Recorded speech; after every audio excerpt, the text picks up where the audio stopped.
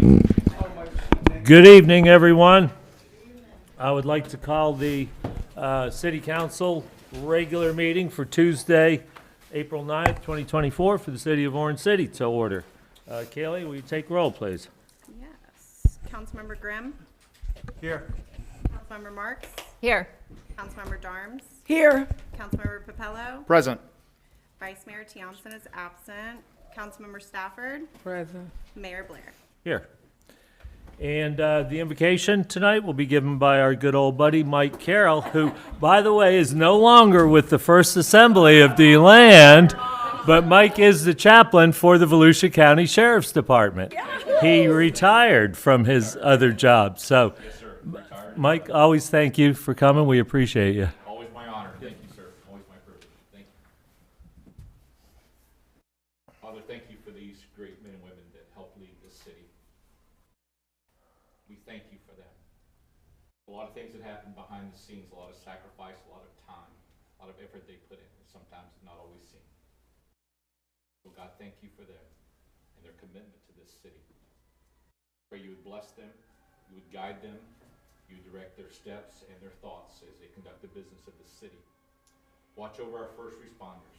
Be with them and cover and protect them as they help watch over the city and keep them safe. We pray blessings upon them as well, upon their families as well, on every person that's involved in making this city an incredibly great city. Protect this city, cause it to prosper. We thank you and we pray that in the name of Jesus. Amen. Amen. Pledge allegiance to the flag of the United States of America and to the republic for which it stands, one nation, under God, indivisible, with liberty and justice for all.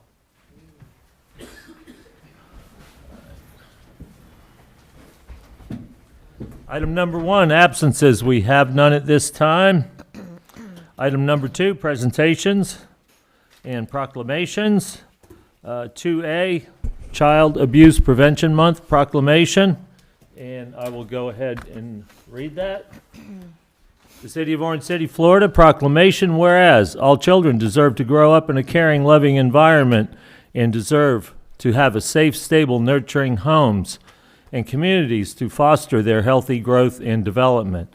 And whereas effective child abuse prevention strategies succeed because of partnerships created among citizens, human services agencies, schools, faith communities, healthcare providers, civic organizations, law enforcement agencies, and the business community.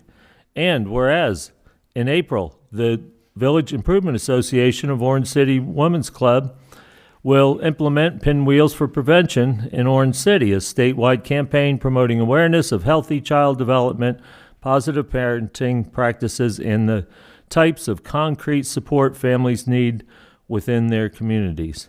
Now, therefore, I, Gary A. Blair, Mayor of the City of Orange City, and on behalf of the City Council, do hereby proclaim the month of April 2024 as Child Abuse Prevention Month. In the City of Orange City, in call upon all citizens, community agencies, faith groups, medical facilities, elected leaders, and businesses to increase their participation in efforts to support children and their families, thereby preventing child abuse and strengthening the communities in which we live.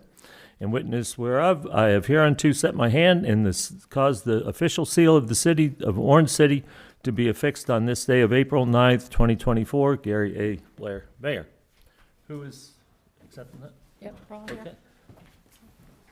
Come on down. All right.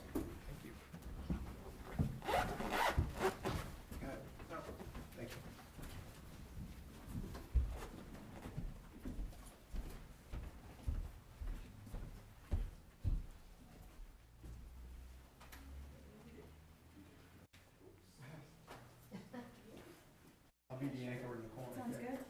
All right, hold it down there. Center a little more. Center? Yeah. You want us all to go that way a little bit? Yeah, that way the feel and stuff is, yeah, I would shift just a little bit. Everybody take a step back. Yes. Everybody. All right, so let's do you in. Perfect. All right. You good? Are you ready?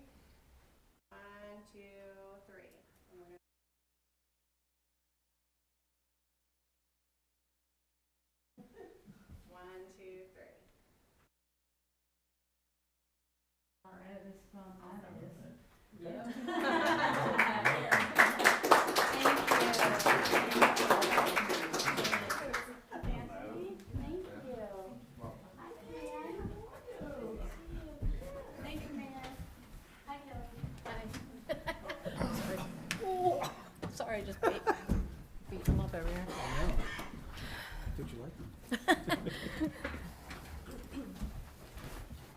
Okay, at this point, I'm going to veer off course here a little bit, but at this point, wasn't there another proclamation, this is directed towards staff, that was on the agenda for tonight? Yes, there was.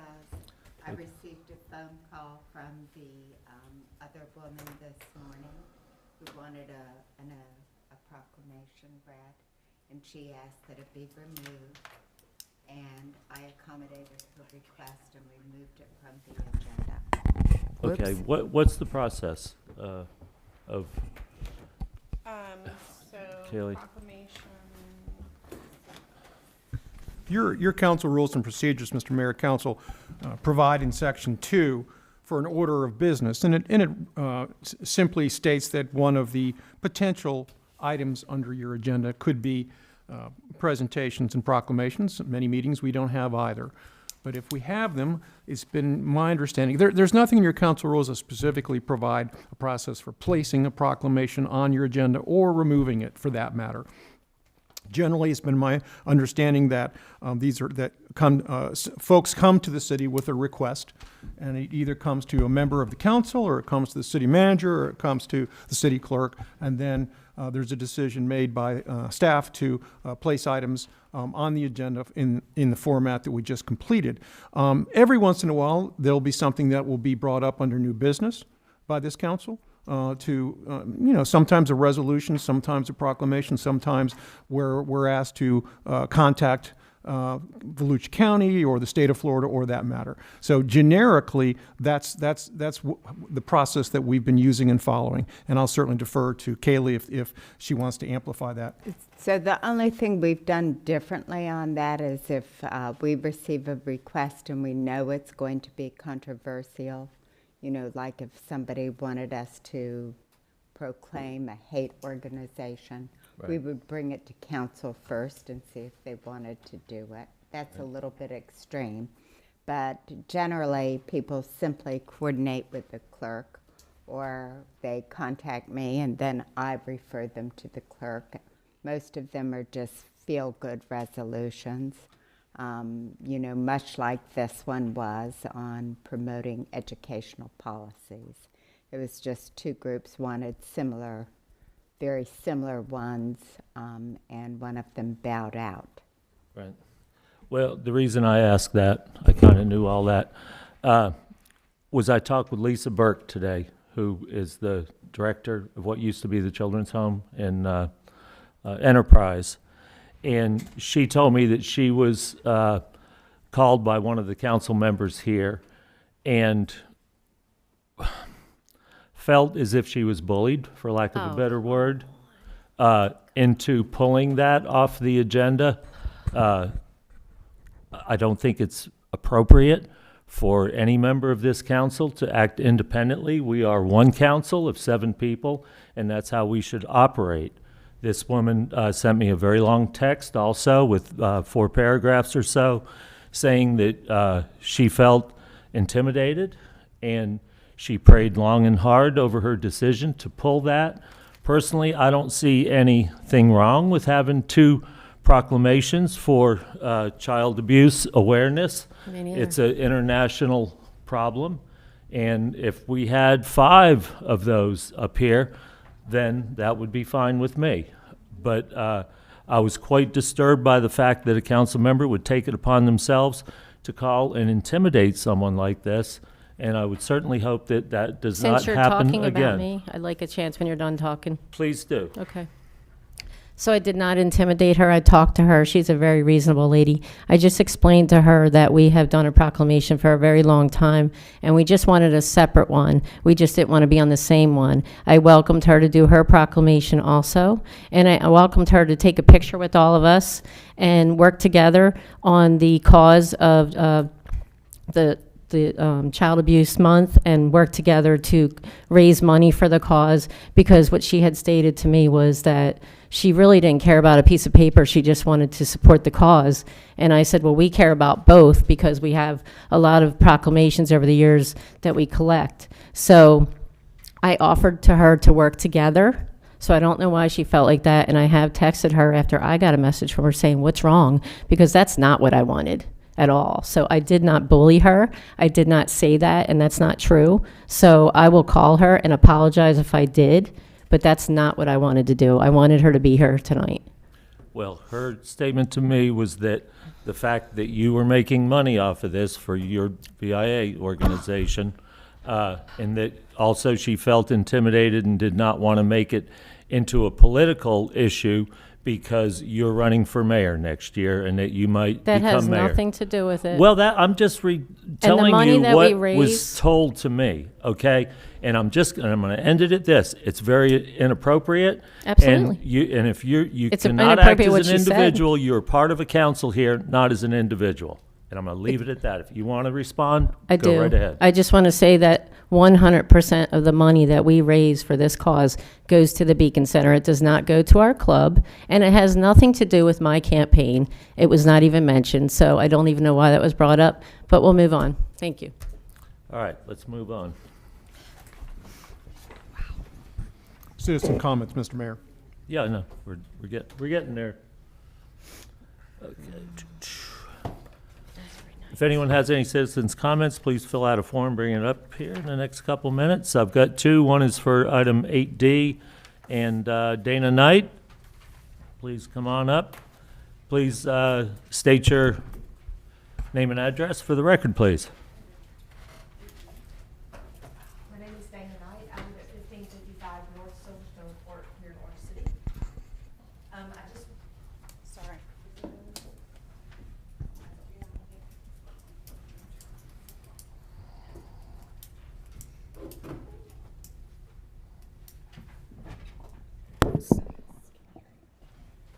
I just wanted to introduce myself as a candidate running for city council at large.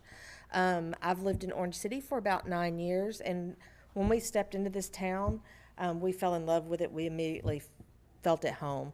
And I just hopefully look forward to an opportunity to serve our community. Great, thank you very much, appreciate it. Is there anyone else that would like to address the council this evening before we move on?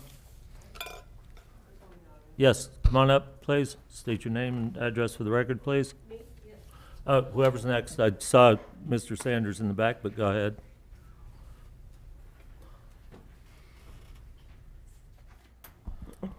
Yikes. Good evening.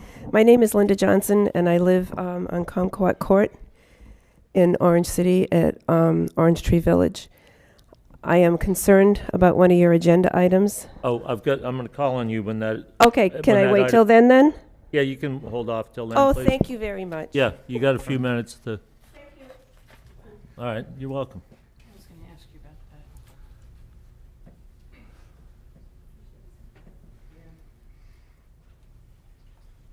Good evening. My name is Steven Sanders. Some of you don't know me, some of you do. 623 Swan Range Road, Orange City resident since 2017.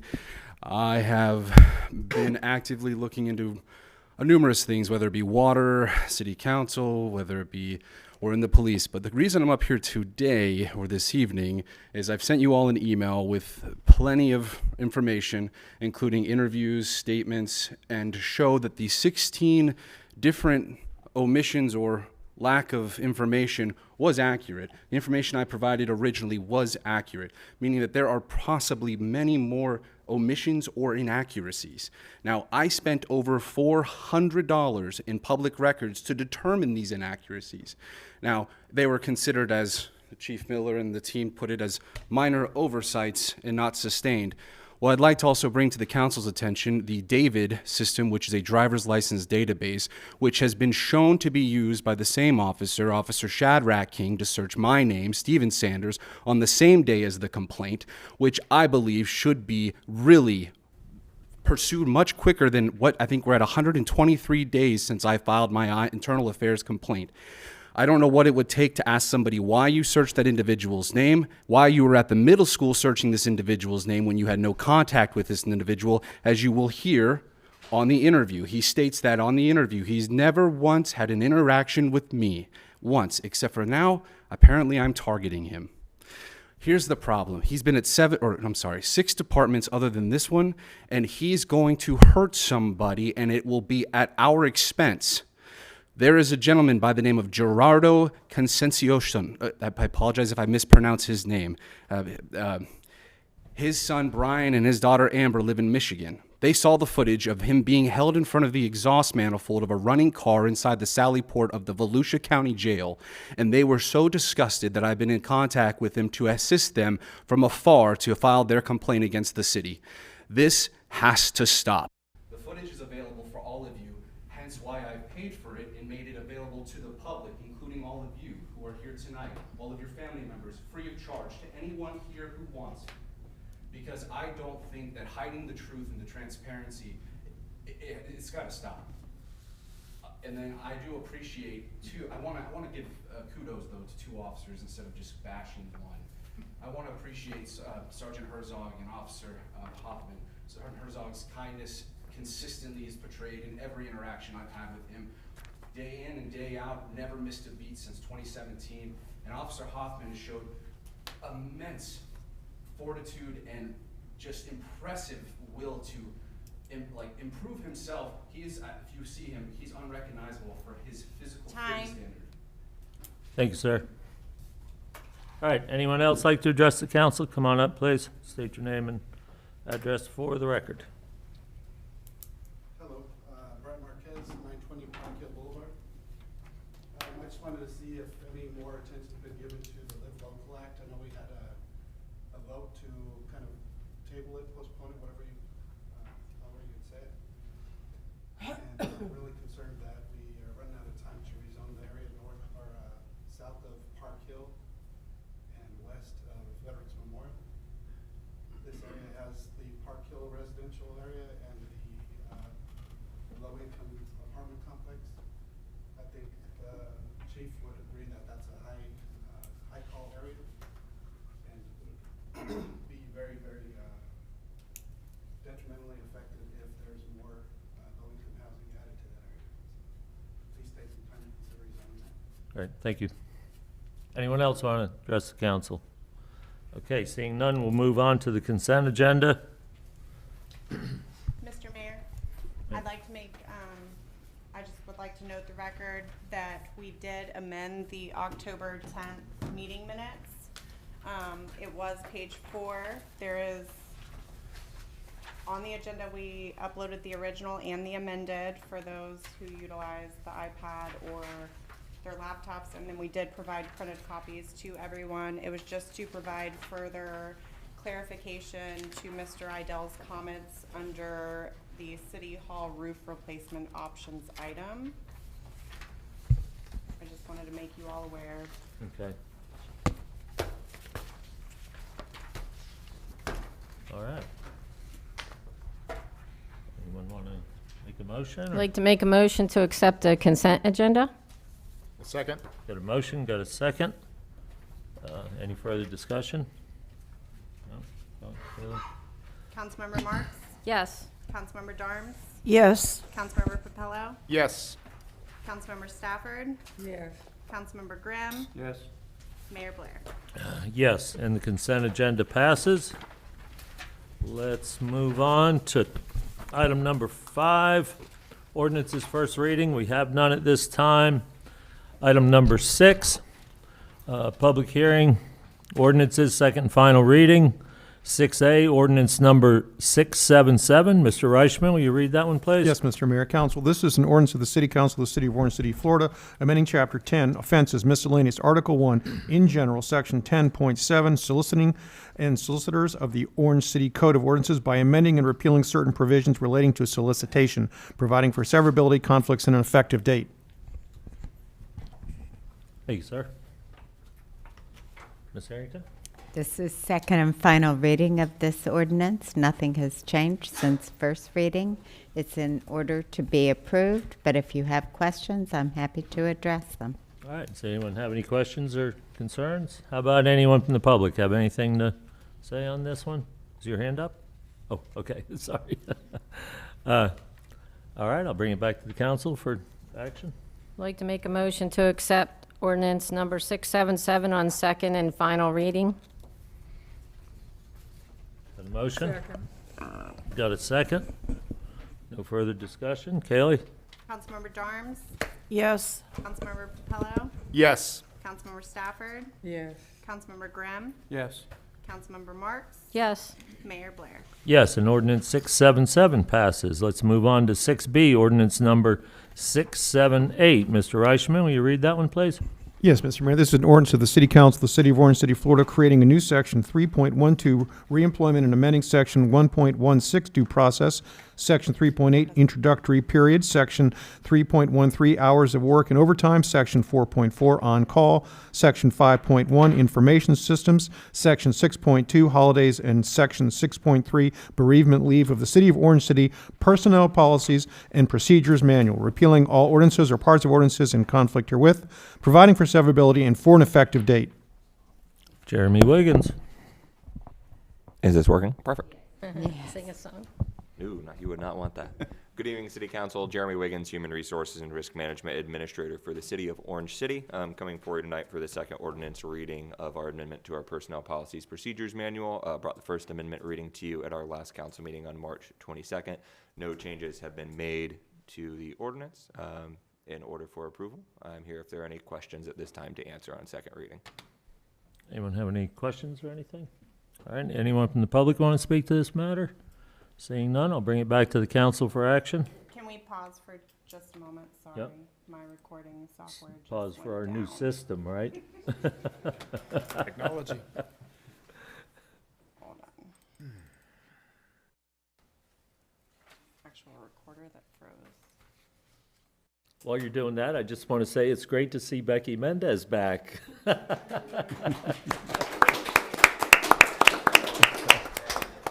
Lewis is watching all of you. Oh, good, good. Hey, Louis, I hope he's doing well also. Where are the cameras? Up there? I didn't even realize it.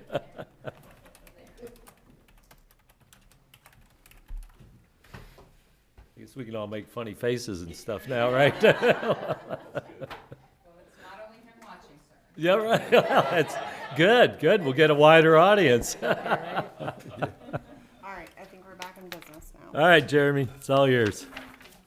Well, I'm here for any questions if you have them at this time. Oh, okay, so, okay, no further, no one from the public? All right, Kaylee, call it. Is Need a there a motion? motion? Oh, We're need waiting for a motion Yep, and a second. Sorry, these That was hiccups that really was- messed me up sorry. here. All right, okay, we need a motion, right? Yes, Mr. Mayor, I'd like to make a motion to approve the ordinance number 678 at second reading. Second. Got a motion, got a second. Any further discussion? Okay, Kaylee, go ahead. Councilmember Papello, Yes. Councilmember Stafford, Yes. Councilmember Grimm, Yes. Councilmember Marks, Yes. Councilmember Darms, Yes. Mayor Blair. Yes, and ordinance 678 passes. Let's move on to item number 7, resolutions. 7A, resolution number 317-24. Mr. Reichman, you want to read that one? Certainly, Mr. Mayor. This is a resolution of the City Council of the City of Orange City, Florida, adopting a fund balance policy, repealing all resolutions or parts of resolutions in conflict herewith, providing for severability and for an effective date. Devlin Moore is up. Good evening, Council. Devlin Moore, Finance Director for Orange City. They're working on bringing up the PowerPoint.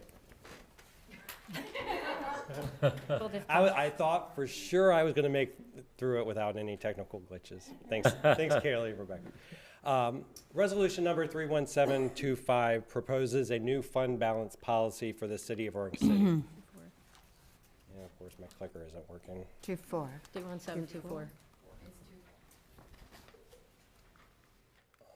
Oh, 31724. Okay. The purpose of the fund balance policy is to establish a minimum fund balance target for both the general fund and the utility enterprise funds, which include the utilities revenue fund and the stormwater enterprise fund. There are a number of benefits associated with having a fund balance policy. First and foremost, it helps ensure fiscal stability. It sets aside some cushion, some money in the savings account should there be any economic fluctuations, any revenue shortfalls, anything that may come down from the state that causes revenues not to be what we had projected. So it gives us some cushion for that. It also enhances the city's ability to respond to emergencies such as hurricanes. You know, I've been with the city for 5 years. I'm sorry, I've been with the city since 2015, and we've had 5 hurricanes, and we've learned through experience that it takes about 12 to 18 months to get reimbursement from FEMA for the costs associated with hurricanes, whether it's debris monitoring, debris pickup, repairs to facilities and such. So the city fronts that money and then seeks reimbursement, typically a subsequent fiscal year. It supports credit worthiness. So as the city continues to grow, as it looks at new facilities and the possible need to get financing, the city may be positioned to get a credit rating, which we do not currently have. And one of the things that they're going to look at if we go down that road is, do we have a fund balance policy? So this prepares us for that, and it promotes strategic financial planning. The proposed policy as drafted aligns with what is dictated by the Governmental Accounting Standards Board through their pronouncements, and has several components that are key recommendations from the Government Finance Officers Association. So the process of determining what the minimum fund balance should be for the city was kind of actually a little more intensive than one would think. First, we looked at the GFOA recommendations and cherry-picked what are the key components of the recommendations that we know need to be included in the policy. Then we looked at least 20 other cities across the state and looked at what they had drafted in their fund balance policy. What's the language? What are the different minimum balances? And to be honest, there really was no one-size-fits-all. Depending on whether the city is along the coast or in the center of the state or the panhandle, the size, what are their capital needs, those things really kind of dictated on what their balance policy was. So in the end, we happened to come across an analytical tool that was developed by the GFOA, and it looked at different criteria, and there were answers that were given as part of a spreadsheet. It had a weighted criteria, and it looked at things like, what are the likeliness of a hurricane? What are your capital needs? What are the chances that there'll be unfunded mandates from the state government? And the city manager and I both used this tool independently, answered the questions, and we came back and we actually, our results were about the same.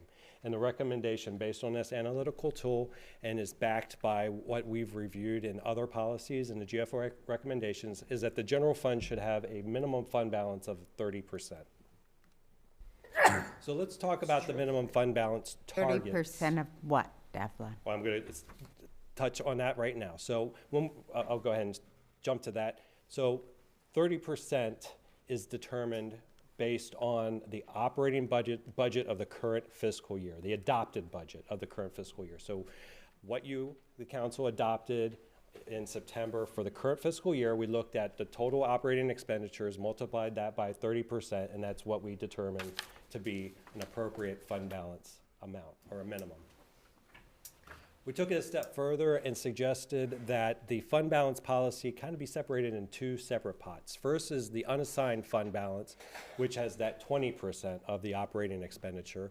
That would be used for contingency items. Should there be an emergency infrastructure repair that needs to be done, it would be used for hurricanes.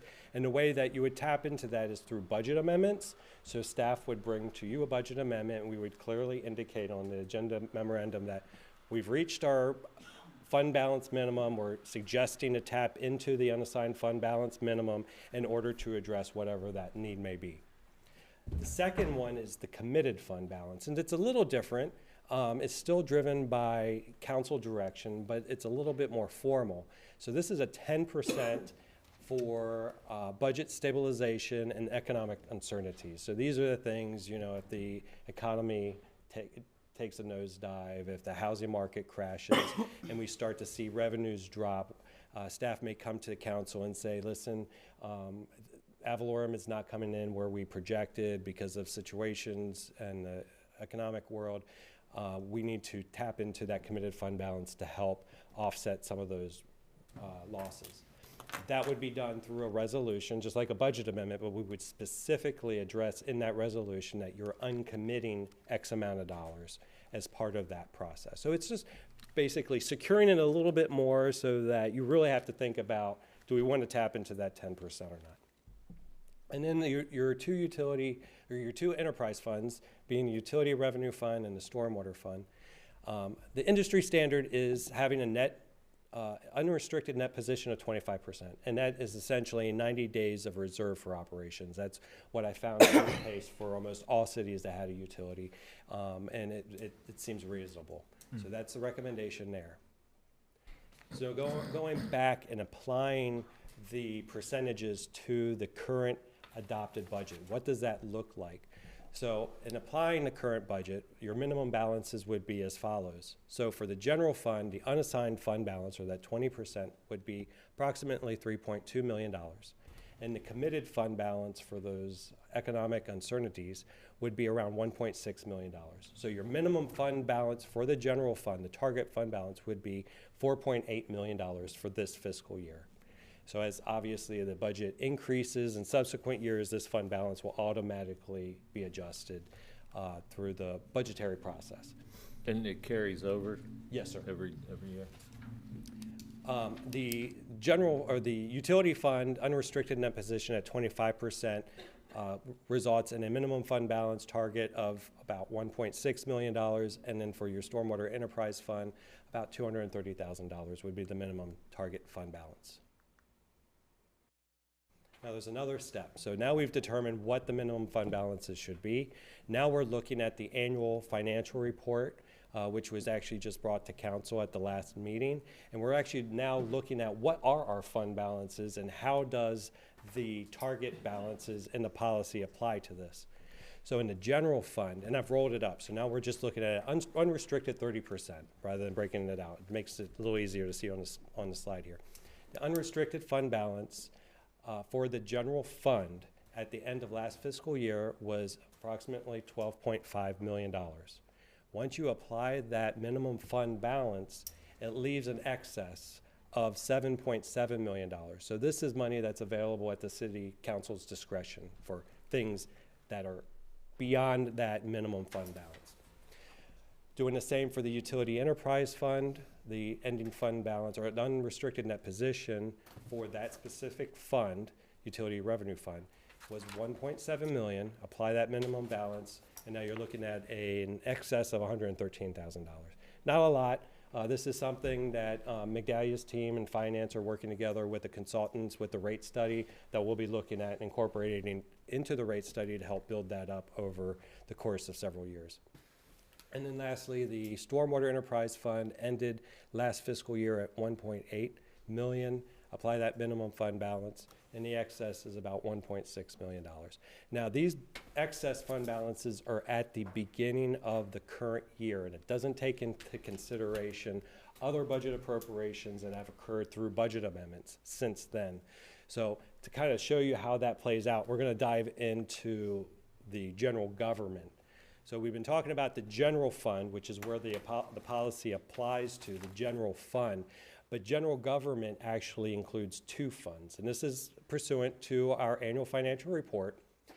We have the general fund and we have the facilities construction fund. That facilities construction fund was established by the city council to set aside those monies to help construct new public works building, new fire station, new police department.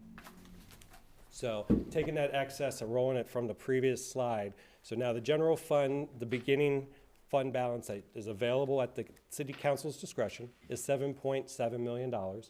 And then through budget amendments and appropriations such as carry forward, we've gone ahead and used up $1.9 million of that. So as of right now, looking at budget appropriations to date, there is in the general fund $5.8 million available for your discretion. And then the facility construction fund, $10.5 million was the beginning fund balance. 2.5 has been appropriated. This was part of the carry forward to take care of the design of those buildings, leaving a balance of $8 million for future construction. So in totality for the general government grouping, you have about $13.8 million in fund balance available at your discretion. There is, of course, a number of projects that are on the horizon. We have a grant match, a potential grant match for the elevation of the East Grave Avenue road, and the projected construction cost, the city's portion of that is about $1 million. The city's currently conducting design for drainage and sidewalk improvements on Lansdowne. The construction cost of that is projected to be about $500,000. Later this evening, I believe Mr. Peters will be presenting an item to you regarding the Shattuck Drive conditions and repairs that need to be done there. Construction is projected to be $358,000.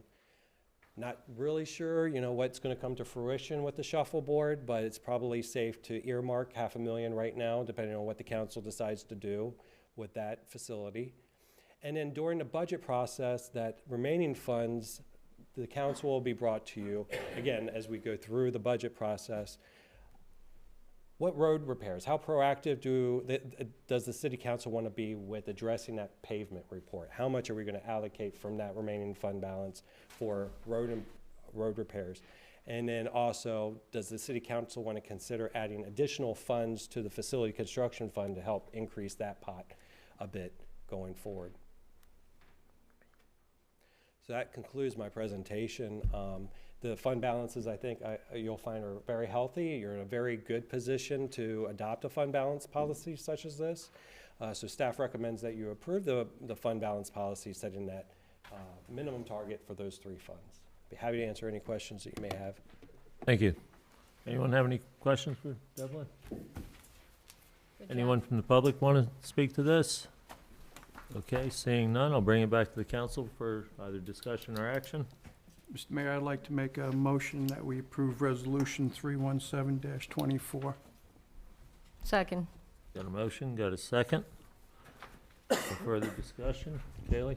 Councilmember Stafford, Yes. Councilmember Grimm, Yes. Councilmember Marks, Yes. Councilmember Darms, Yes. Councilmember Papello, Yes. Mayor Blair. Yes, and Resolution 317-24 passes. Let's move on to 7B, Resolution Number 314-24. Mr. Eichmann? Mr. Mayor, this is a resolution of the City Council of the City of Orange City, Florida, vacating two 40-foot wide platted rights-of-way known as Sunnyside Avenue and Rich Avenue within the Sunset Hills Plat. Map Book 10, page 51. Generally located northeast of the East Graves Avenue and Kentucky Avenue intersection, repealing all resolutions or parts of resolutions in conflict herewith, providing for severability and for an effective date. Great, thank you. Becky? Becky Good evening, Mayor, Mendez? City Council, Becky Mendez, Development Services Director. This is an aerial photograph that shows Sunnyside Avenue. Oh, no. Yes. It was. Oh, look at that. Here you go. Welcome back. Thank you. I have to remember my PowerPoint skills. Sunnyside Avenue is on the north side. This is Sunset Mobile Home Park, Graves Avenue, Kentucky, going up to 472. This is obviously Graves going to the bridge towards Deltona and the existing shopping center. So this right-of-way, Sunnyside Avenue, the owners of the mobile home park have constructed private substandard, almost just basically a driveway connection. I don't think it's paved. It's actually crushed rock of some sort in Sunnyside and in Rich Avenue, which is bordering both of these two adjacent properties for access to those mobile homes. The owners have been periodically cleaning out the mobile homes. They seek to redevelop the site, basically market it for to sell, right? So the Sunset Hills subdivision plat was platted in 1925, which created those two right-of-ways. The mobile home park annexed in 1985. Again, the substandard private dirt aisles provide access to those remaining mobile homes. The city does not maintain any portion of this right-of-way, nor do we have any public utilities located within the right-of-way. Owner seeks to market the property for redevelopment. The petition to vacate is for all of Sunnyside, their 40-foot right-of-ways, all of Sunnyside and Rich Avenue. So there are still mobile homes located within, on the property, and so they have to provide access. So staff did raise a concern of vacating that public right-of-way with people still living on the property. So we did require a temporary access easement to be recorded concurrently with this vacate. The city clerk, the condition and the staff's recommendation is that that agreement and this vacate get recorded at the same time, one after the other, so that that temporary access can be provided to the people who still live there. That agreement will terminate immediately upon the last of the mobile homes being removed from the property by the property owner.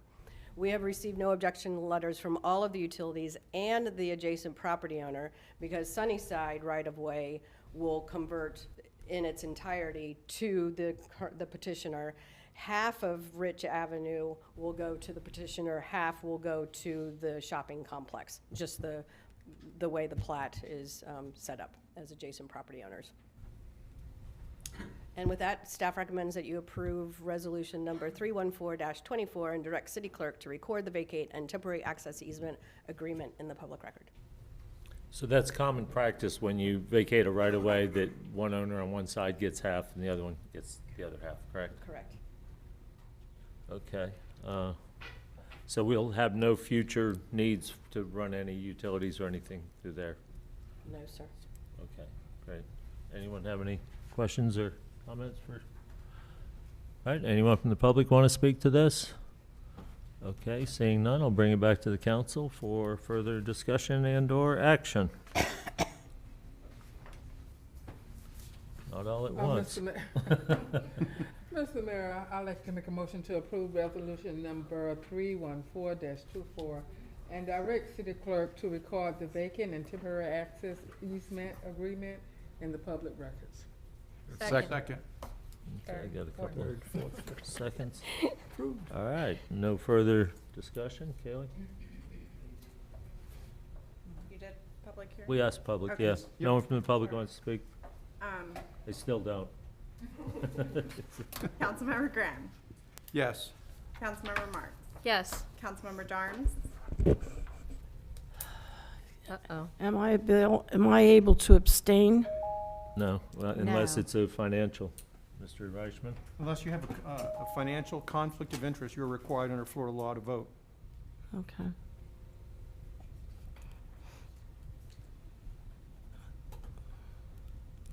Yes.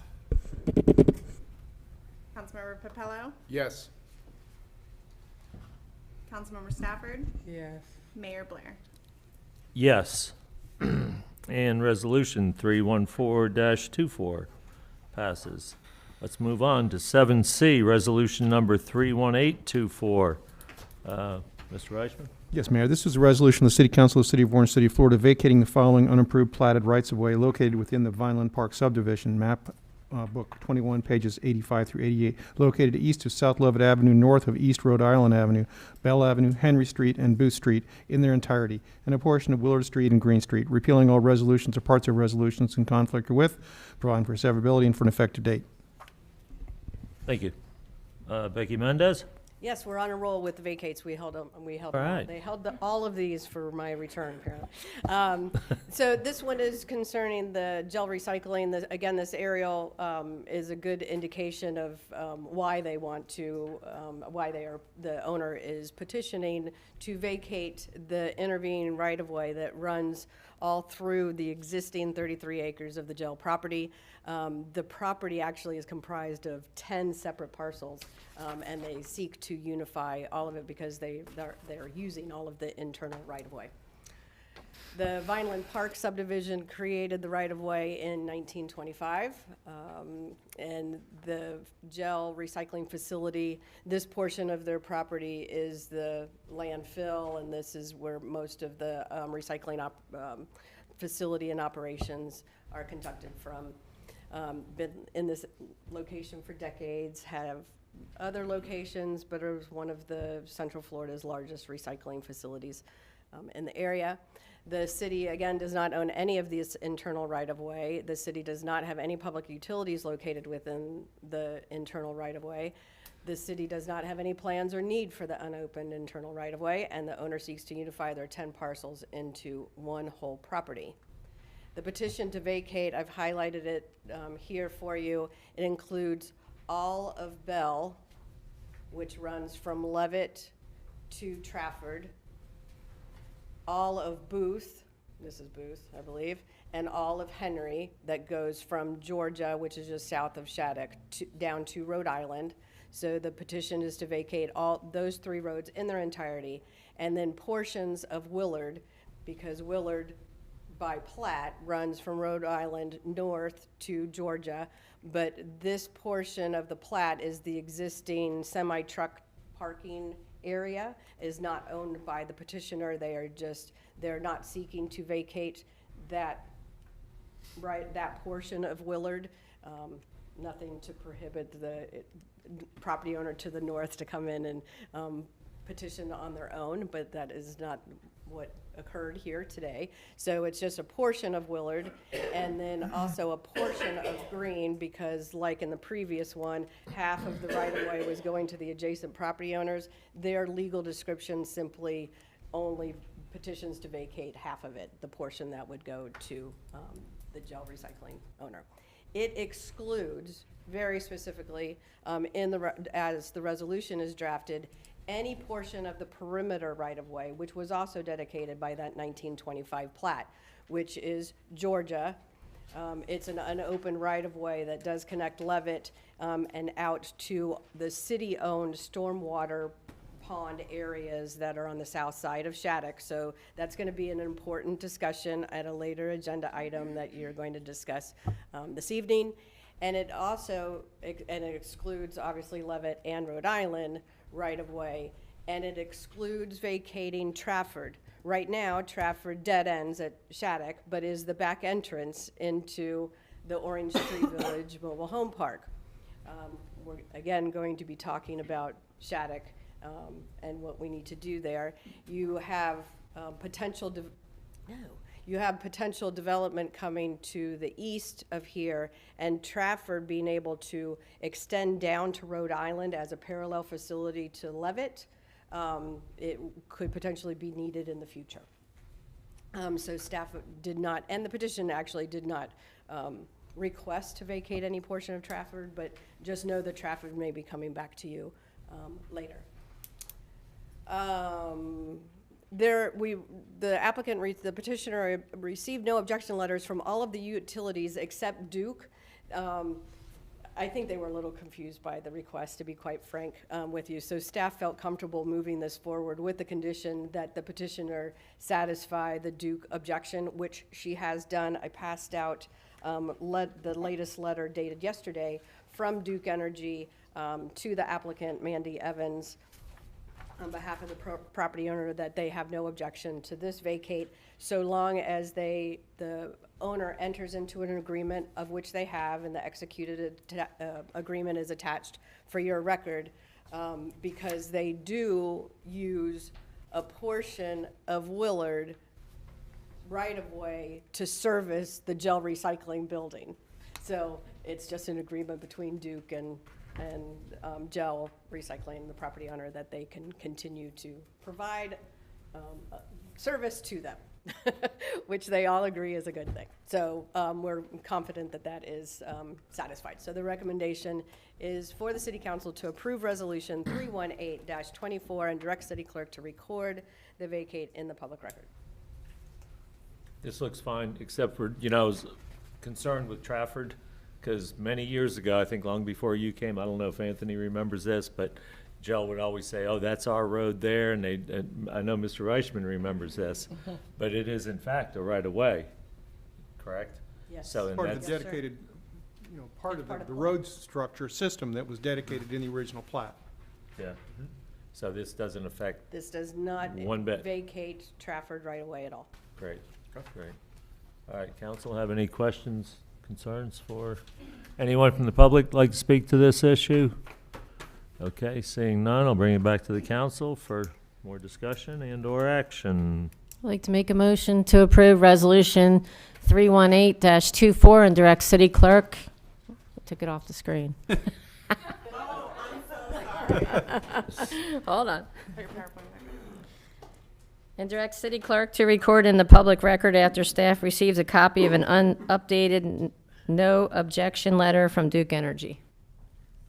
Got a motion? Second. Got a second? All right, no further discussion. Kaylee?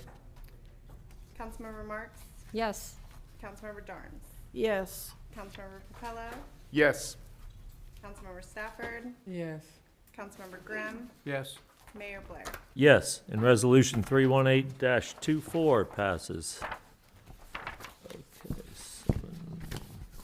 let's move on to item 7D, City Clerk Compensation Analysis and Adoption of Resolution number 31324, and Jeremy Wiggins is back.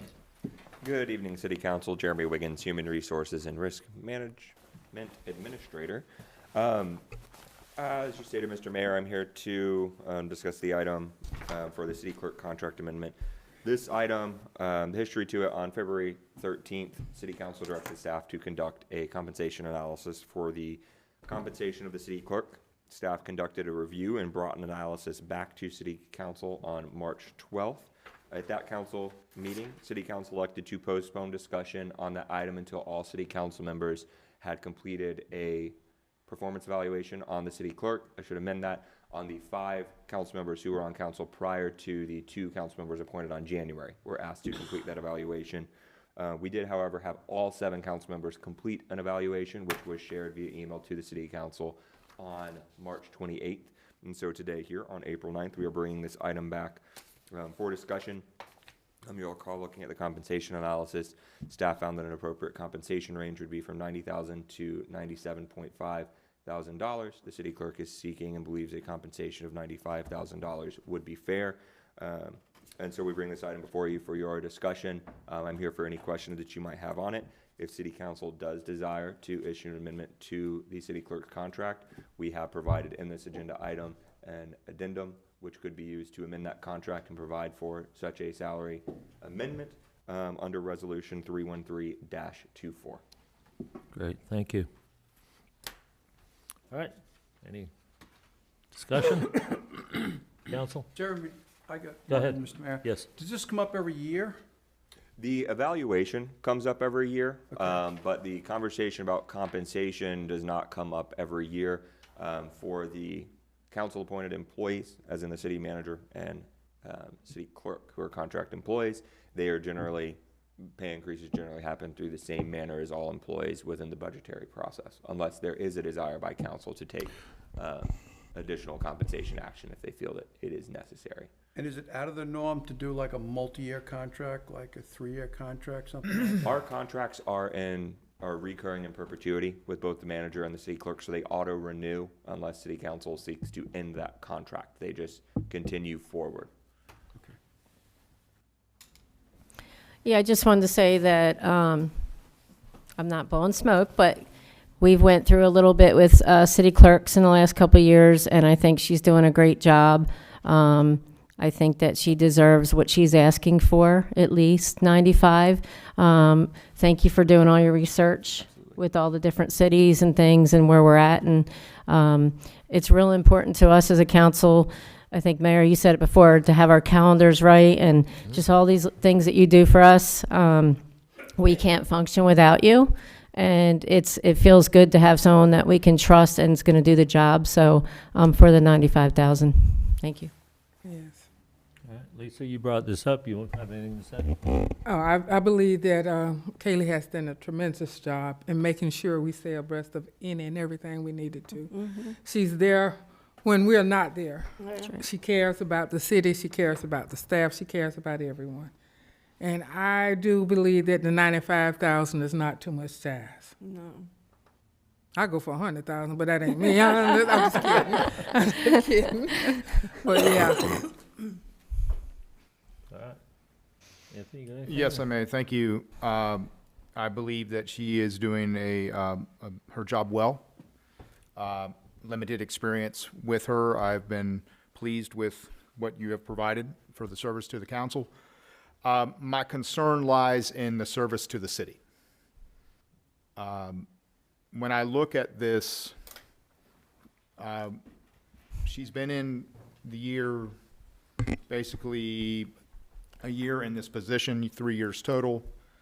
And when I look at other comparisons, 95 would be, to me, out of context. We're, generally speaking, we're at 75. I do see that as low. My responsibility is to the community. I appreciate what you do for us, but the money is not mine. The money is the City of Orange City's.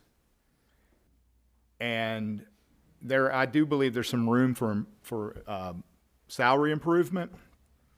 But when I look at the data, I see other folks with comparable city sizes that have longer terms of employment not reaching $95,000. South Daytona, 3 years of employment at the position, $94,000. Holly Hill, amazingly 17 years as a clerk, and these are named because they're basically the same size cities in Orange City, 17 years at $71,000. I'm not obviously thinking we should go in that direction. DeBerry, 5 years, $84,000. When I look at these numbers, the 95 seems high.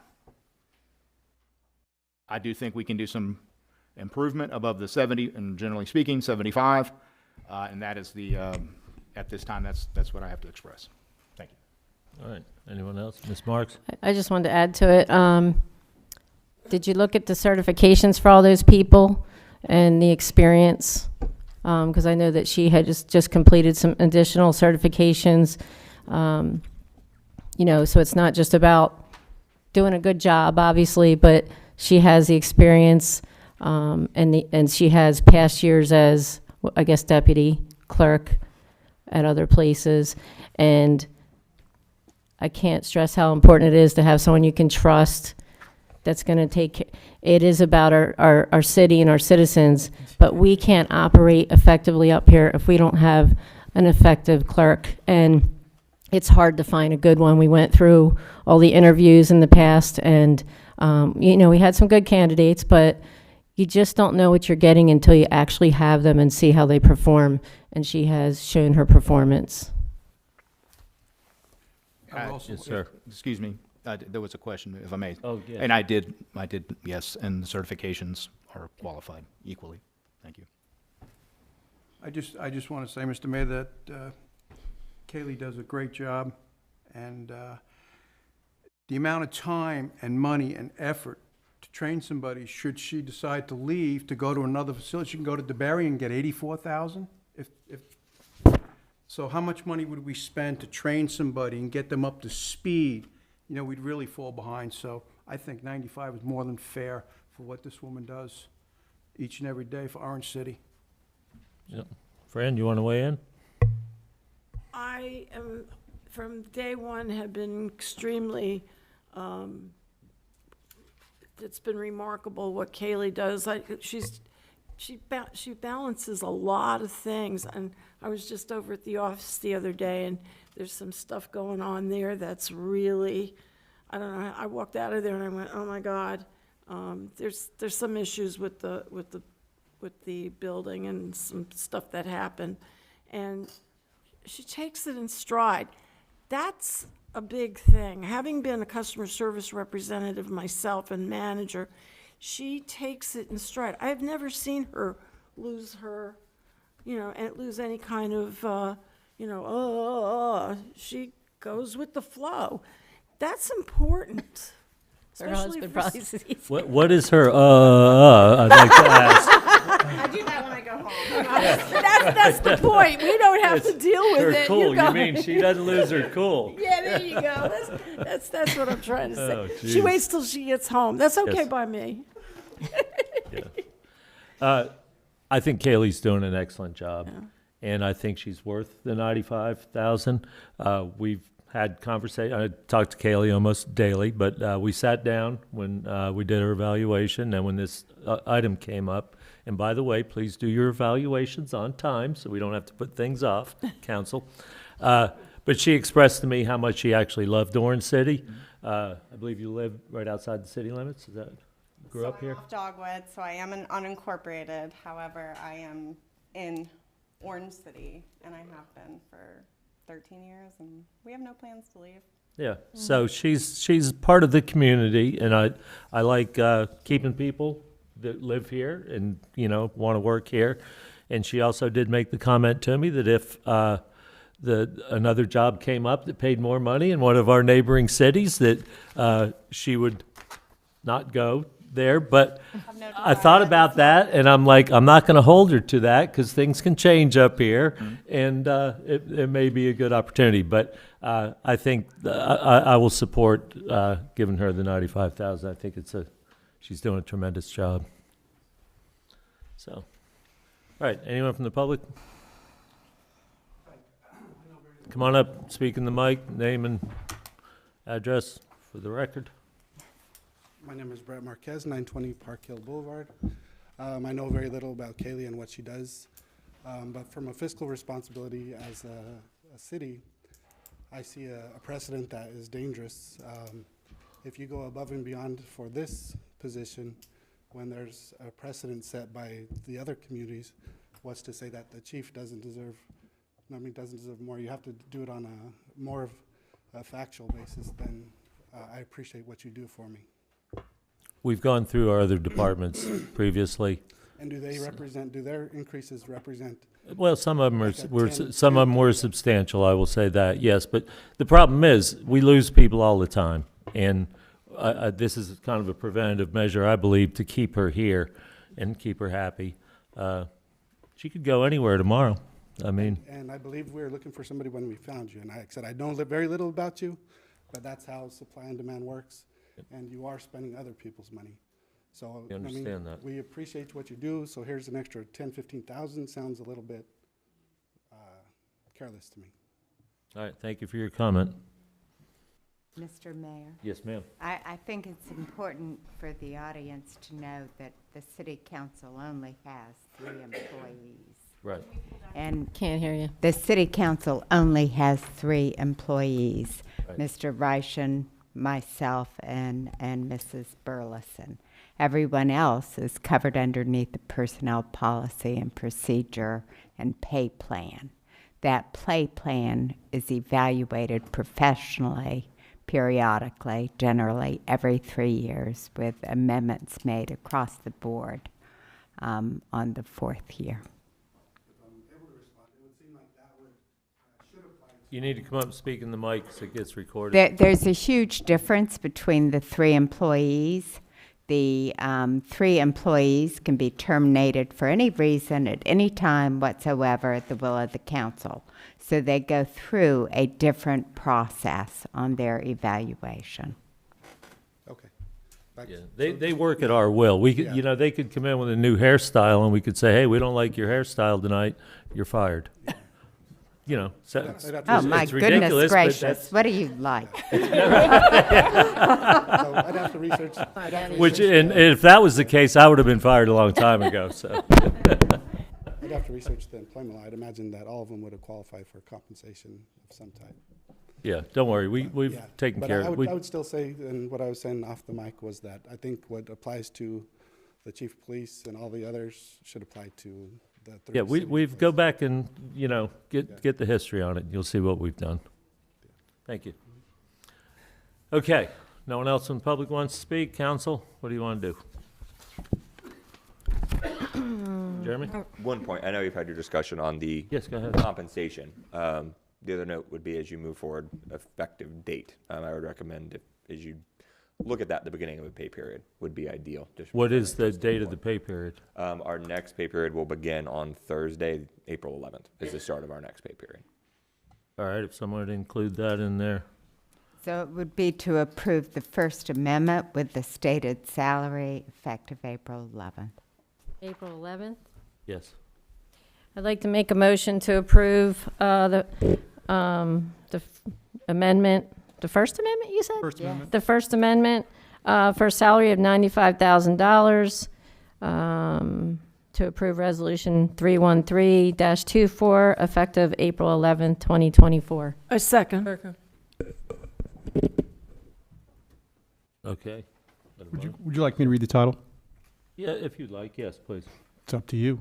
Go ahead. Okay. It's a resolution of the City Council of the City of Orange City, Florida, approving the First Amendment to the City Clerk's Employment Agreement, providing for severability, conflicts, providing for implementing actions, repealing all resolutions or parts of resolutions in conflict herewith, and providing for an effective date. Thank you. Okay, so we're going to vote on the different, No, we got one motion. one at a time. Okay. All right, so Kaylee, call that one, please. Councilmember Darms? Wait a minute, did we get a motion in a second? Yes. Okay, Okay, motion second, okay. All right. Yes. Councilmember Capello? No. Councilmember Stafford? Yes. Councilmember Grimm? Yes. Councilmember Marks? Yes. Mayor Blair? Yes, and the motion passes. Okay, now, There's nothing else, is there? That's it. that was That's it. it. Yes, Okay. the motion, Oh, the we motion included the salary, the effective date, and the Salary. resolution. didn't- Okay, that's where I was confused. Nope, Okay. all done. Okay, so we're good. Let's move on here. Item 8, discussion and action. 8A, appointments to the Youth Advisory Council. Kaylee? Good evening, Kaylee Burleson, City Clerk. So we do have 3 seniors on our Youth Advisory Council that will be graduating this year, so congratulations to them. Working with our high school, our university high school advisor, Mr. Sorrow, city staff worked to recruit for those 3 openings. We followed our normal recruitment process. We created a video with our current youth council that was shown to all of the university high school 10th grade history classes. We also advertised on the website, social media. We did receive 5 applications. So we did set up interviews. One applicant, Miss Marley Putnam, unfortunately was not able to make interviews, so she did not follow through with the process. However, we did conduct interviews with Kevin Perry, Christiana Wright, Josiah Vasquez, Brooke Berry. The interview committee was Mayor Blair, myself, Maddie McAllister, our public information officer, and then normally it would be Mr. Sorrow. He had the great idea to have one of our seniors sit in on the interviews in his place. So it was our vice chair of the current Youth Advisory Council, Kathy Hernandez. Once interviews were conducted, we came up with a ranking. And the 3 recommended new members of the Youth Advisory Council are Kevin Perry, Christiana Wright, and Josiah Vasquez. Council has the ultimate decision in this. So we did notify everybody, and I believe all 3 recommended youth council members are present. They are. They're here. So Would you guys like to come up and say anything?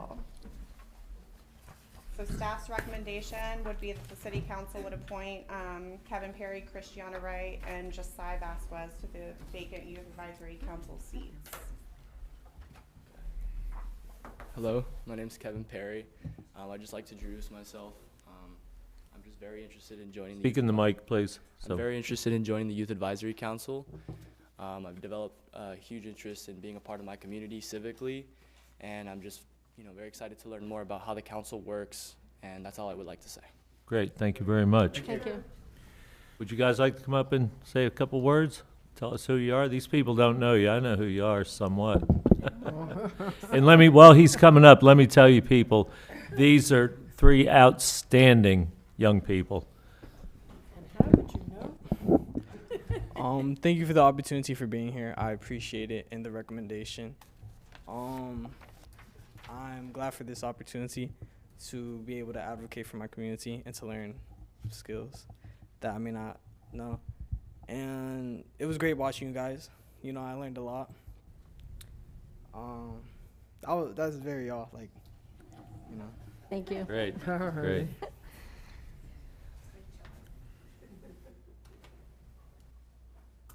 This young lady is dynamite, let me tell you. Just got done in my hair. Hi, my name is Christiana Wright. Hi, council. Hi, public. I'm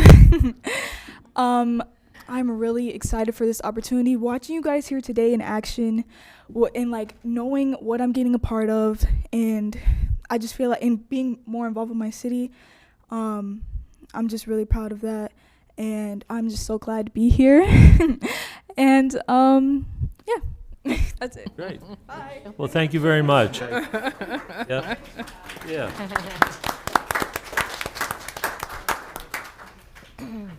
All right, council.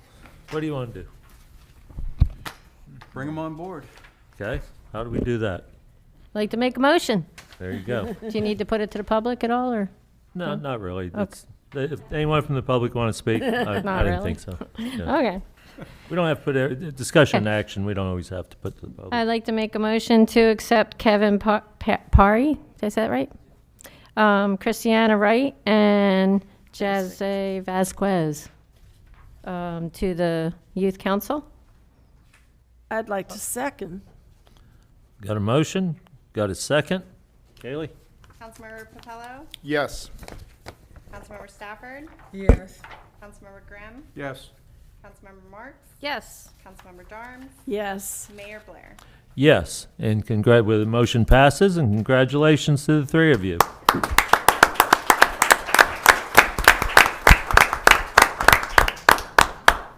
All right, let's move on to 8B, to accept approximately 1,600 square feet of right-of-way dedication granted by the owner, Levitt Holdings LLC, for property located at 1200 South Levitt Avenue. And Becky Mendez is Evening, earning Mayor, her City pay Council tonight. members. This thing is weird. This is a warranty deed to implement the needed corner clip needed to implement construction of the Rhode Island Levitt roundabout. You can see from this aerial that we received the corner clip that was necessary based on preliminary design on the northwest corner. This one is the northeast corner that we need. It's on the gel recycling property, ironically. This is kind of an overlay. The pink area is the right-of-way area that we need. There are two monitoring wells, existing monitoring wells that are currently on gel property right now within this corner clip area. We'll talk about that on the next slide. This is an overlay of the proposed design for the roundabout. And this is the existing perimeter wall that's on the gel property. We began design of the roundabout in 2021. We received the northwest corner clip in 2022 from the property owner. The northeast corner clip, we had already identified what we needed to move forward with the design back in 2021. But this northeast corner clip was a little bit more complicated because of those existing monitoring wells. So the public works staff and our consultant engineer worked with obviously the city and also the property owner and how that was going to impact their existing infrastructure in what will be the new public right-of-way. We've worked out those issues, and we are knee-deep in the middle of the FDOT process for receiving a construction funding agreement that will be coming to the City Council. We're hoping at your next meeting. What also is included in this warranty deed, in the City Council accepting the warranty deed or that corner clip, is the issuance of the city use permit, becoming effective immediately upon City Council accepting the right-of-way, to again allow those existing monitoring wells. This is that pink triangle that's indicated in the dotted line. The existing monitoring wells, one will remain under pavement and one will at that point be just outside of the drive aisle of the roundabout. the engineers have both, they have all reviewed those plans, and those monitoring wells can exist in harmony there. So the city use permit is necessary because the property owner who owns those monitoring wells, they're an FDEP, Florida Department of Environmental Protection, requirement that he periodically maintains those. The use permit grants the owner the ability to continue to maintain those as he's required to on his FDEP permit. And it also talks about and accepts for their peace of mind that the corner clip does not impact the conformity and the conforming use status of that existing perimeter wall. The wall sits on the gel property outside of that right-of-way clip. We don't have any commercial design standards of the height of walls or fences, nor is there a setback requirement. So that existing perimeter wall can remain there happily in a conforming status until he chose by his own desire to modify it or move it. Right. If he chooses to relocate those monitoring wells onto his property, that would just simply require another use permit to extract those monitoring wells, and then a building permit to move them onto his private property. Again, we can choose to do that at his will in the future. The use permit condition also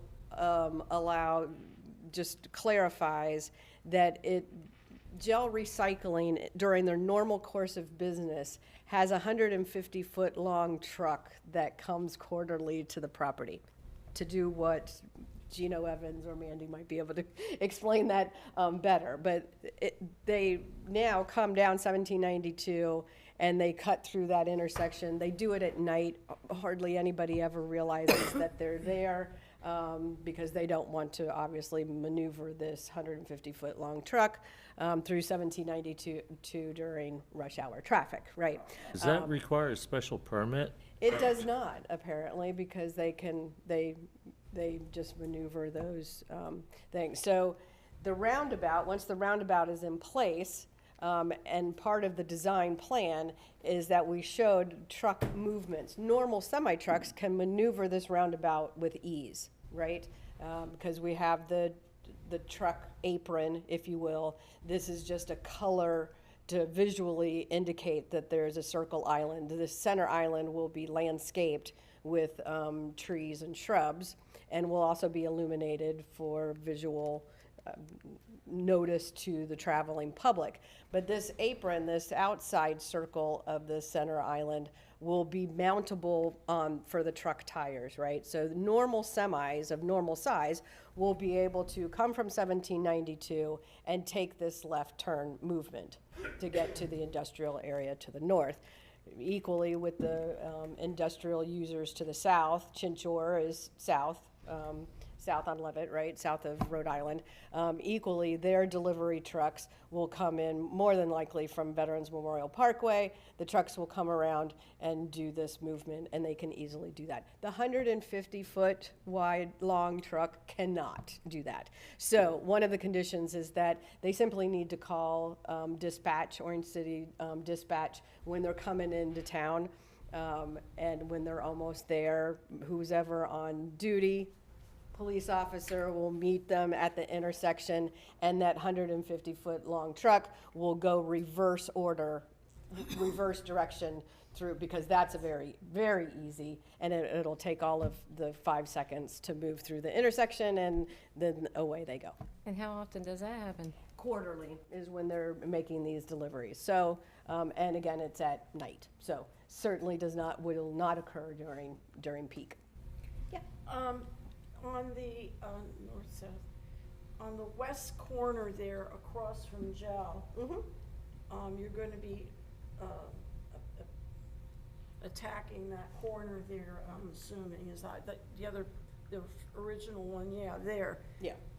Now, did we have to buy that from the property owner? No, they granted it, just, exact same warranty deed manner, same words, for the northwest corner as they're, doing now on the northeast corner. I'm just surprised because I happen to have gone to that industrial meeting, and I wasn't anywhere near being on the council, and the owner of Gel was there, and he said his mother owned that property there on the corner, and she was not planning to sell. So I saw that as an obstruction to, you know, making this roundabout real. So I guess they decided to go along with just the corner there. Correct. But then it's been my understanding that there's supposed to be some kind of RV, Yes. something or other going on there eventually. Yes, there was on the northwest corner, the same landowner owns on this side, Right. and they subdivided it into 4 larger tracts. They sold this tract, you can see it on the property appraiser's office, and yes, an RV storage is going there, but minus that triangle. So they'll actually be cutting through and they'll be parked along that cutoff there, right? No, they won't be parked in here at all, because that's right of way. Other side, yeah. Yeah, they'll have, I believe, John Peters might have to help me, because it's been a while since I've seen the site plan. I believe that this will be a gated entrance only on Levitt, because it's so close to the intersection. We really wouldn't have allowed a full access, regardless of any of this, we would never have allowed a full access connection onto Levitt, because it's so close to the intersection, right? Right. So, but we do, from a fire safety, life issue, we require 2 access points to all of our commercial development and multifamily development. So this will have an entrance onto Levitt, but it'll be gated. And the knockbox key will be, the fire department will be able to use that gate. Their full connection will be onto Rhode Island, which is farther down and away from the intersection. Right. So I think it's going to operate quite well, actually. The only other question I have is where the roundabout is that gonna mean that, the road will be widened in that corner there in either direction? Well, it does, because it's a circle. But it won't go And- all the way down to? No, ma'am. So it'll, these are called what's called lane splitters. So when you, the design, every design of the of roundabouts typically include what we call lane splitters. They're good for pedestrian refuge, right? If people, the other side's a better example, because we have crosswalks and sidewalks that are connecting into it. So they can come in through to the roundabout, and then they can, they're called pedestrian refuge. They can then stand in there until it's clear, and then they can cross again. So they don't have to cross the 2 lanes all simultaneously. The lane splitters also direct traffic, so it's a visual cue that you're entering the roundabout Right. in a counterclockwise direction, right? And keeps, it helps the roundabout function properly. So yes, that takes up a little bit more pavement, hence the reason why we needed corner clips. We were already, the existing pavement was, quite frankly, we had utilities that were getting run over because we didn't have very much right-of-way at this intersection anyways. So this will really improve the function and be very, very safe in the long run, which the City Council obviously agreed to. So, city use permit. So with that, staff recommends that the City Council accept the warranty deed from Levitt Holdings LLC and direct City Clerk to record the warranty deed in the public record. Mr. Eichmann, you had your hand up? Just wanted to, and Becky, correct me if I'm misstating this, but my memory and understanding is that those 2 monitoring wells were located at those specific locations pursuant to directive by the DEP at the time that there was resolution of the litigation between the city and the DEP and GEL with regard to the contamination of the superficial aquifer.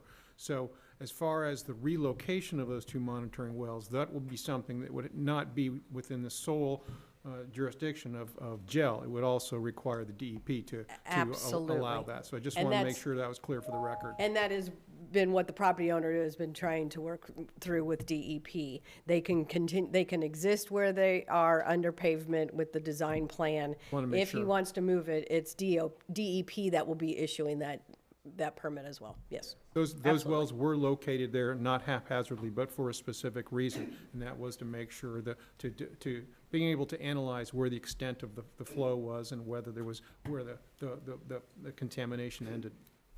Yep, I Thank you. remember that, yep.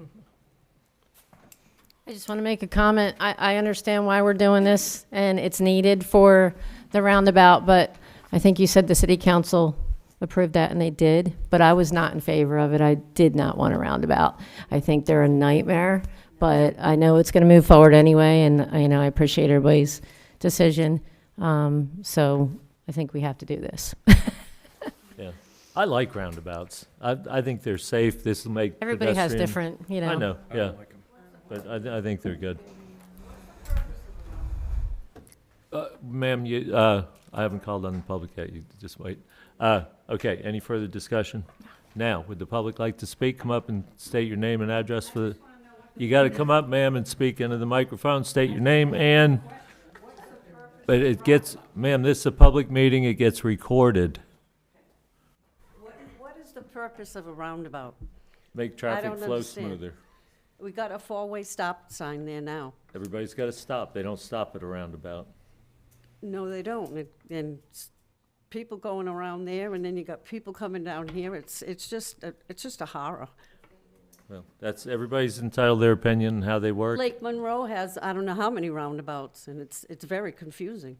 Yeah, okay, well, That's thank you. my opinion. Thank you very much. Are you able to just state your name and address? That way, Yes. when I'm doing the minutes, Okay.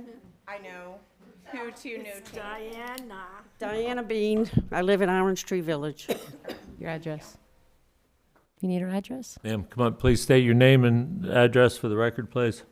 Address. And this discussion is about the right-of-way, not particularly if you support roundabouts or not. I agree. My name is Linda Johnson, and I live in Orange Tree Village as well. My concern with this roundabout, and I don't know when this was all approved, how long ago this was, it's my understanding now that there's going to be a community built on the corner of Levitt and Ohio that's going to bring in a lot of homes, I guess. It's not condos, but a lot of homes. That's going to put a lot of traffic on Levitt. Where all this is happening, you're going to have this big area for new homes. You're going to have this gated place for this new thing that you're putting in. We have GEL that brings in trucks all day long. We have Shattuck that has all kinds of businesses in and out. School buses come by there all day long. The traffic is backed up to 1792 in the afternoon. It's going to be a nightmare for the people that live there. And if you're coming from 1792, how do you get around that roundabout to get onto Levitt? Do you have to go all the way around it and then go into Levitt? The mornings, you cannot even get out of there. If there was a light there, it would be a lot easier. I cannot imagine how awful this is going to be. The dog park is there, all in this congested area. And for people that live there, a lot of elderly people, it's going to be a nightmare. Thank you. Thank you.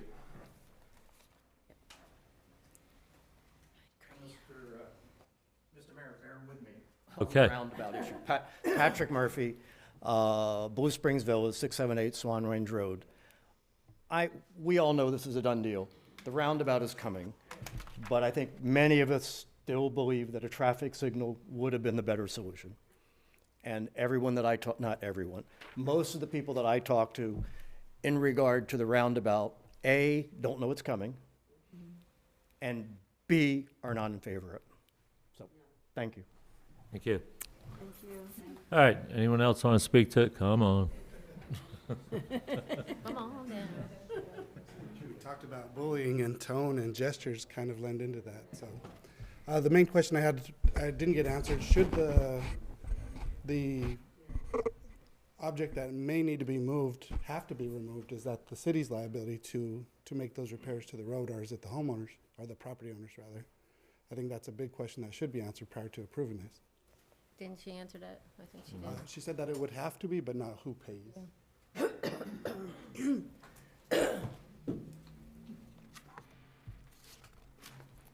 So the approved use permit number 03-24-3694, condition number 5, in the future, if the owner seeks to relocate the existing monitor wells to outside of the city's right-of-way, then a new use permit will be required to restore the right-of-way areas. Should be required by any fee or whomever. You gotta speak into the microphone, please. The use permit is clear because it's clear in the language of the Land Development Code that the applicant will be required to restore the right-of-way if they seek to move the monitoring wells. The language is very clear. It can't be any more clear, in my opinion. Thank you. Microphone. So the difference that I'm getting is that's if the landowner chooses to, but if the overseeing agency requires them to, then it become the city's responsibility to pay for that because it's not their choice, they're being forced to. So that's the language that I would hope would be added. FDOT is not going to force them to move the monitoring wells. Right.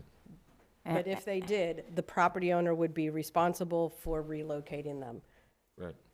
And the condition would still stand. Yep.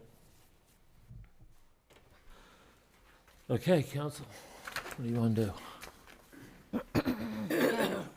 Someone else did. All right, I'd like to make a motion to accept the warranty deed from Levitt Holdings LLC and direct the city clerk to record in the public record. Got a motion? Second. Got a second? Kaylee? Councilmember Capello? Yes. Councilmember Stafford? Yes. Councilmember Grimm? Yes. Councilmember Marks? Yes. Councilmember Darms? Yes. Mayor Blair? Yes, and the motion passes. Let's move on to 8C, 2024 GFL Residential CPI Rate Adjustment Request as per Article 13.1.4. Christine Davis. Good evening, Mayor, Council Member, members. Christine Davis, Assistant City Manager. Pursuant to Article 13.1.4 of the city's current franchise agreement with, or contract with GFL, GFL submitted in a timely manner their request for their annual CPI adjustment. With that request, they provided the CPI change from December of 2022 through December of 2023. That calculated to 3.4%. The contract also depicts that the city council will make a determination or decision or address the item by April 15th of each year, and that's what we're asking for tonight. If it's approved, it would be effective October 1st of this 2024. Both Skip McCall and Jake Pack are in the audience from GFL. The current residential rate that we pay to GFL for services for garbage, bulk, recycling, and yard waste is $14.76 per month per household for single-family residential. When you calculate the 3.4 CPI adjustment on the component unit only, the rate then goes to $15.16. That completes our report. We do recommend that council approve GFL's request for the 2024 3.4% increase for the residential rate. Council, any questions, discussion? Seeing none, that anyone from the public like to speak to this? Bring it back to the council for, oh, come on up, please.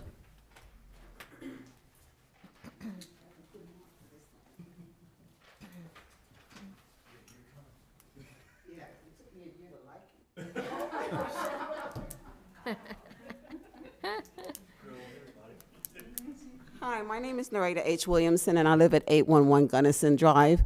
And believe it or not, I'm here to give them a good report. Oh. I'm not complaining. I'm not bashing. I'm not asking you to get rid of them. I'm not asking you to transfer them. I'm not asking for anything else. I'm just saying that overall, our garbage is normally picked up on Monday between 8 and 9, and our recycle is normally picked up between 12 and 1. I'll be timing you.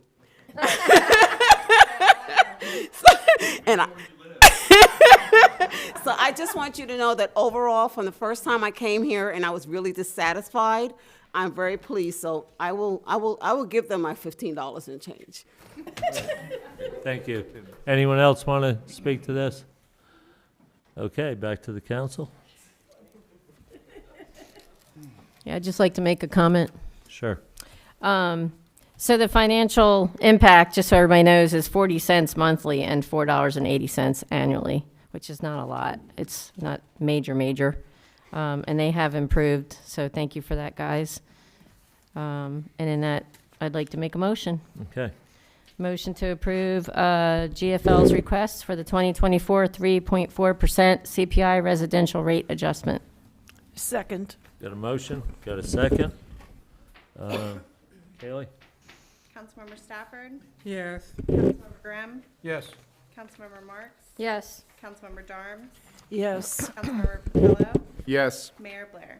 Yes, and the motion passes. Let's move on to 8D, Shattuck Avenue Drainage Solution. John Peters. Thanks, sir.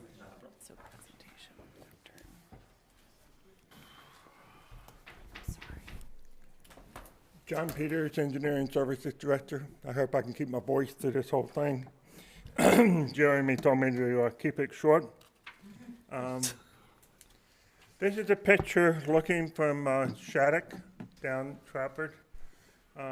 This is an important picture for several reasons. The first one I want to point out is this is the secondary entrance into the Orange Tree Village. There's quite a number of homes in there. Good engineering planning direction is that you have multiple entrances into a development this size. With this entrance and the one on Levitt, there's only 2 entrances to this subdivision. So when this area floods, they're down to 1 entrance. And there's a public safety issue with that. Then over on the right-hand side, you will notice that the property on the right-hand side is actually pretty even with the road. And then portions of the property on the left side is also near the level of the road. So when the road floods, it actually floods the adjoining property. And that is a concern. And the recent pavement management study, I'm sorry it's small. All you got to really see is that little red box over there. That's Trafford. It's very poor. As you all remember, the dark red and the red were the areas that we really need to focus on paving. Because this area floods fairly often, we're experiencing base failure, which means that the pavement's not going to last as long. Even if we spend a lot of money paving it, we're going to have to constantly repave it. So there is an annual, an ongoing cost involved with that. So the very poor pavement condition is attributed to stormwater impacts in the pavement base. So what we did, if we evaluated 4 options.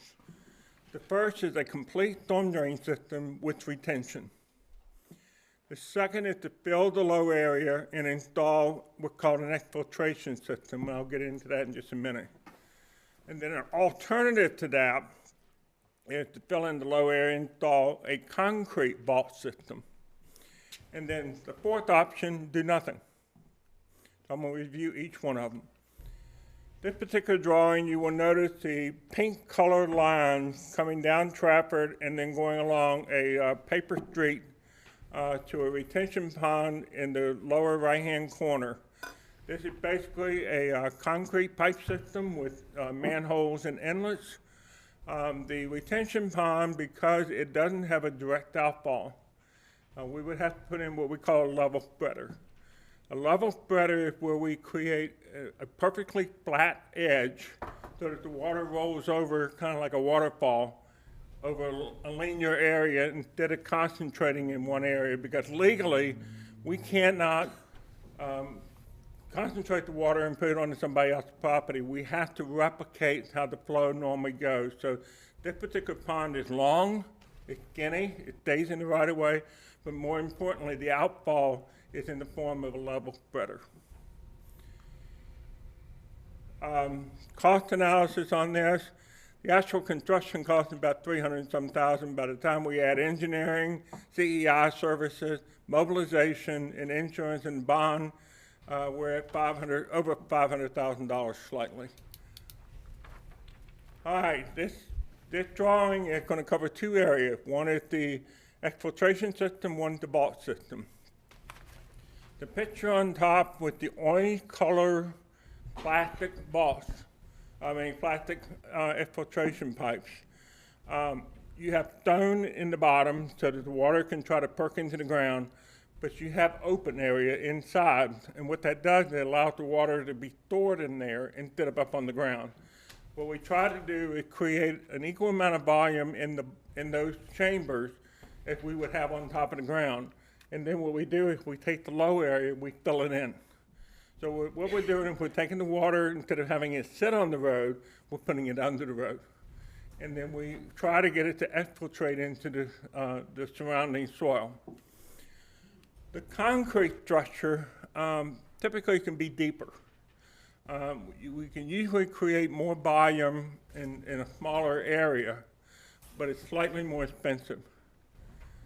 And the blue hashed area there is basically the area that we would have to fill in order to prevent flooding. Now, what you will notice is, especially on the right-hand side of the road, it goes well into the property over there. What we anticipate is that we would not purchase easements. The property owners, because they benefit, should be willing to give us the construction easement to fill that area. They can basically reclaim their property and make good use of it. So we do not anticipate any land acquisition, even though we're showing construction outside the right-of-way. All right, the first one is the exfiltration system. That's that orange plastic pipe. Let me get my notes in front of me. I thought I made it large enough to read, but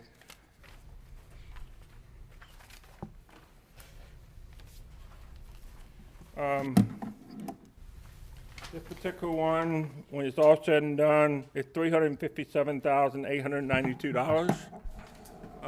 The next one is the concrete vault. It's slightly more expensive, and that one is $595 for that one. And then obviously to do nothing, while the construction cost is zero, the city faces continuous cost of repaving the road every 7 to 10 years, while the adjoining property continues to experience roadway and property flooding.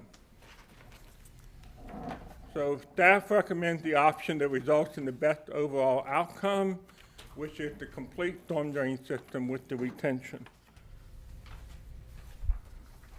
And So that's with the that- one you prefer is the first option? Yes, sir. Okay, As an engineer, I'm looking for a solution. right. And, the pipe would not, normally when we design a storm drain system, we would design it for what we call a 10-year storm event. That's what DOT standard is, but because we have a low area, we would actually design the pipe for something on the order of a 25, 50, or even 100-year storm. Interestingly, the pipe size difference between the 10-year design and the 100-year design is either 3 to 6 inches, that's all. It's not a huge increase. We're able to get the water out, keep the flooding down, and get the road to a point that we can maintain a safe road pavement and maintain access to the subdivision during inclement weather. So you'd use the existing pipe, is that what you're saying, or No, we replace would it? have You'd to install replace all new it, so piping. everything's brand new? Yes, sir. Okay, and then, and the second option, the plastic things, they go under the road, so the road would get, It would go under the road, and we would also fill into the adjoining property. What we're doing is we're creating the same volume under the new road, which would be higher as what would normally be on top of the ground. And that will perk into the ground. Now, the problem we run into is we have been very unlucky in West Volusia. Starting back in 2004, 2006, a couple of years ago with Ian and the storm, we're getting multiple storms. Right. So, yeah, we can survive the 100-year storm event or the 50-year storm event with an exfiltration system, but if 2 weeks later we get another tropical storm, I'm not convinced that we're going to get a good outcome. That's why I'm recommending the first option, because we have the retention area, the water would be able to spill over where it would normally try to go over time. And that would be gravity fed Yes, down sir. through there? There'd be no pump? Gravity there. fed. Right. Yeah. Dale, did you want to say something first? Okay. I think each one of these options presented has pros and cons associated with it.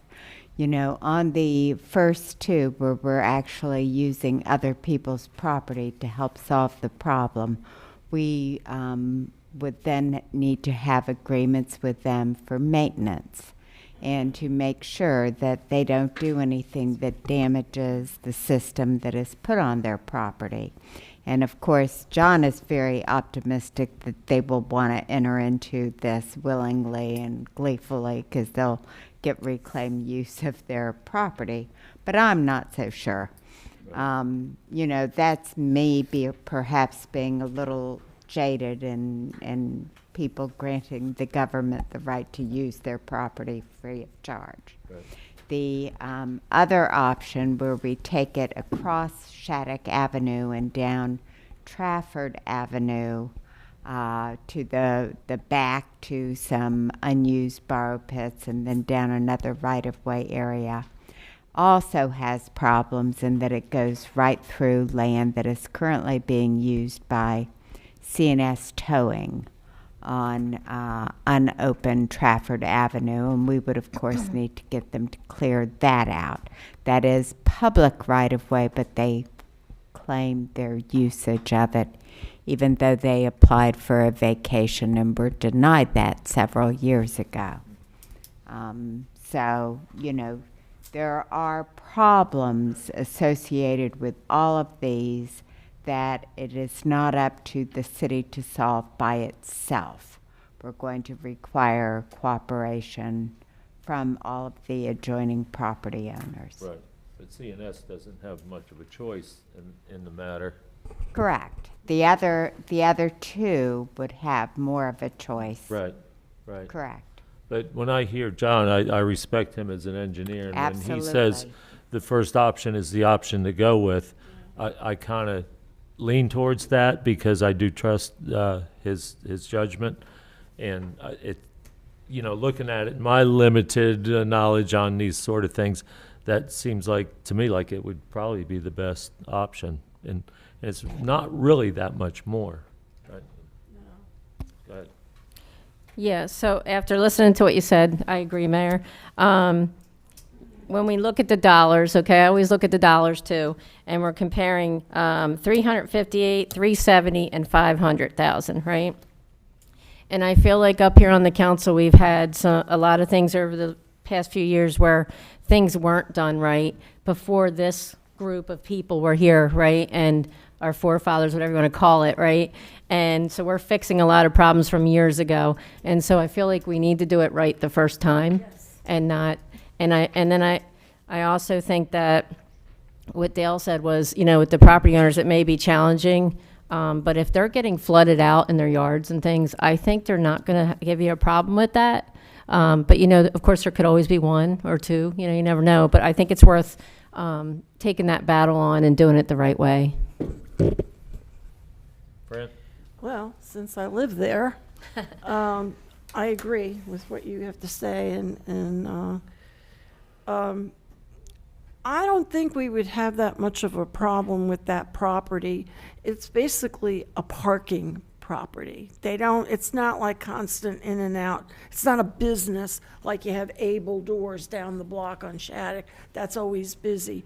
They're not, and I think in some respects, they might be agreeable and happy with having that problem resolved. as CNS might be, because that flooding is right before they have to go into where they bring all the crashed cars and everything.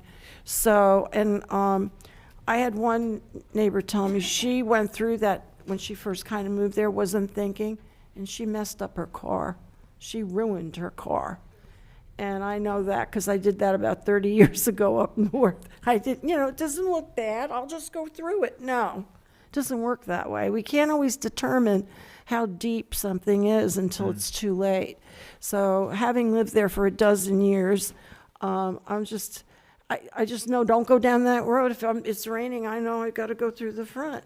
But we have a lot of, that side entrance is very important because a lot of the businesses that deliver, like Amazon, FedEx, and we get them a lot, that's where they go through.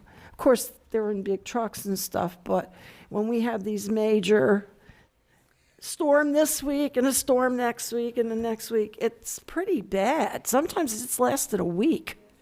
Well, I will confess, when I took the picture of the street with the entrance, it took me about 6-7 minutes for all the traffic to go in and out until I could actually take a clean picture. I was actually shocked how much traffic goes in that way. Yeah. So I was sitting here thinking, if you're going to invest in a project like this, and you're going to have to provide the funds for it, yeah, it's going to be a little more to do it the complete and total way, but at least we pretty much know that's going to resolve the issue. Instead of spending a lot of money and then maybe, who knows, a year down the road, we got another problem, and then we may have to spend double what we spent. So I have to look at it from that perspective. Anyone from the public want to speak? Come on up, state your name and address for the record, please. She's my neighbor. Friend's neighbor. I'm Linda Johnson, and I live in Orange Tree Village as well, and I've been here for 12 years. I will say that Trafford, earlier this winter, we had a storm, and we had rain for, 40 days and 40 nights. The water was so deep, and I have an SUV, and my husband said, do not go through that.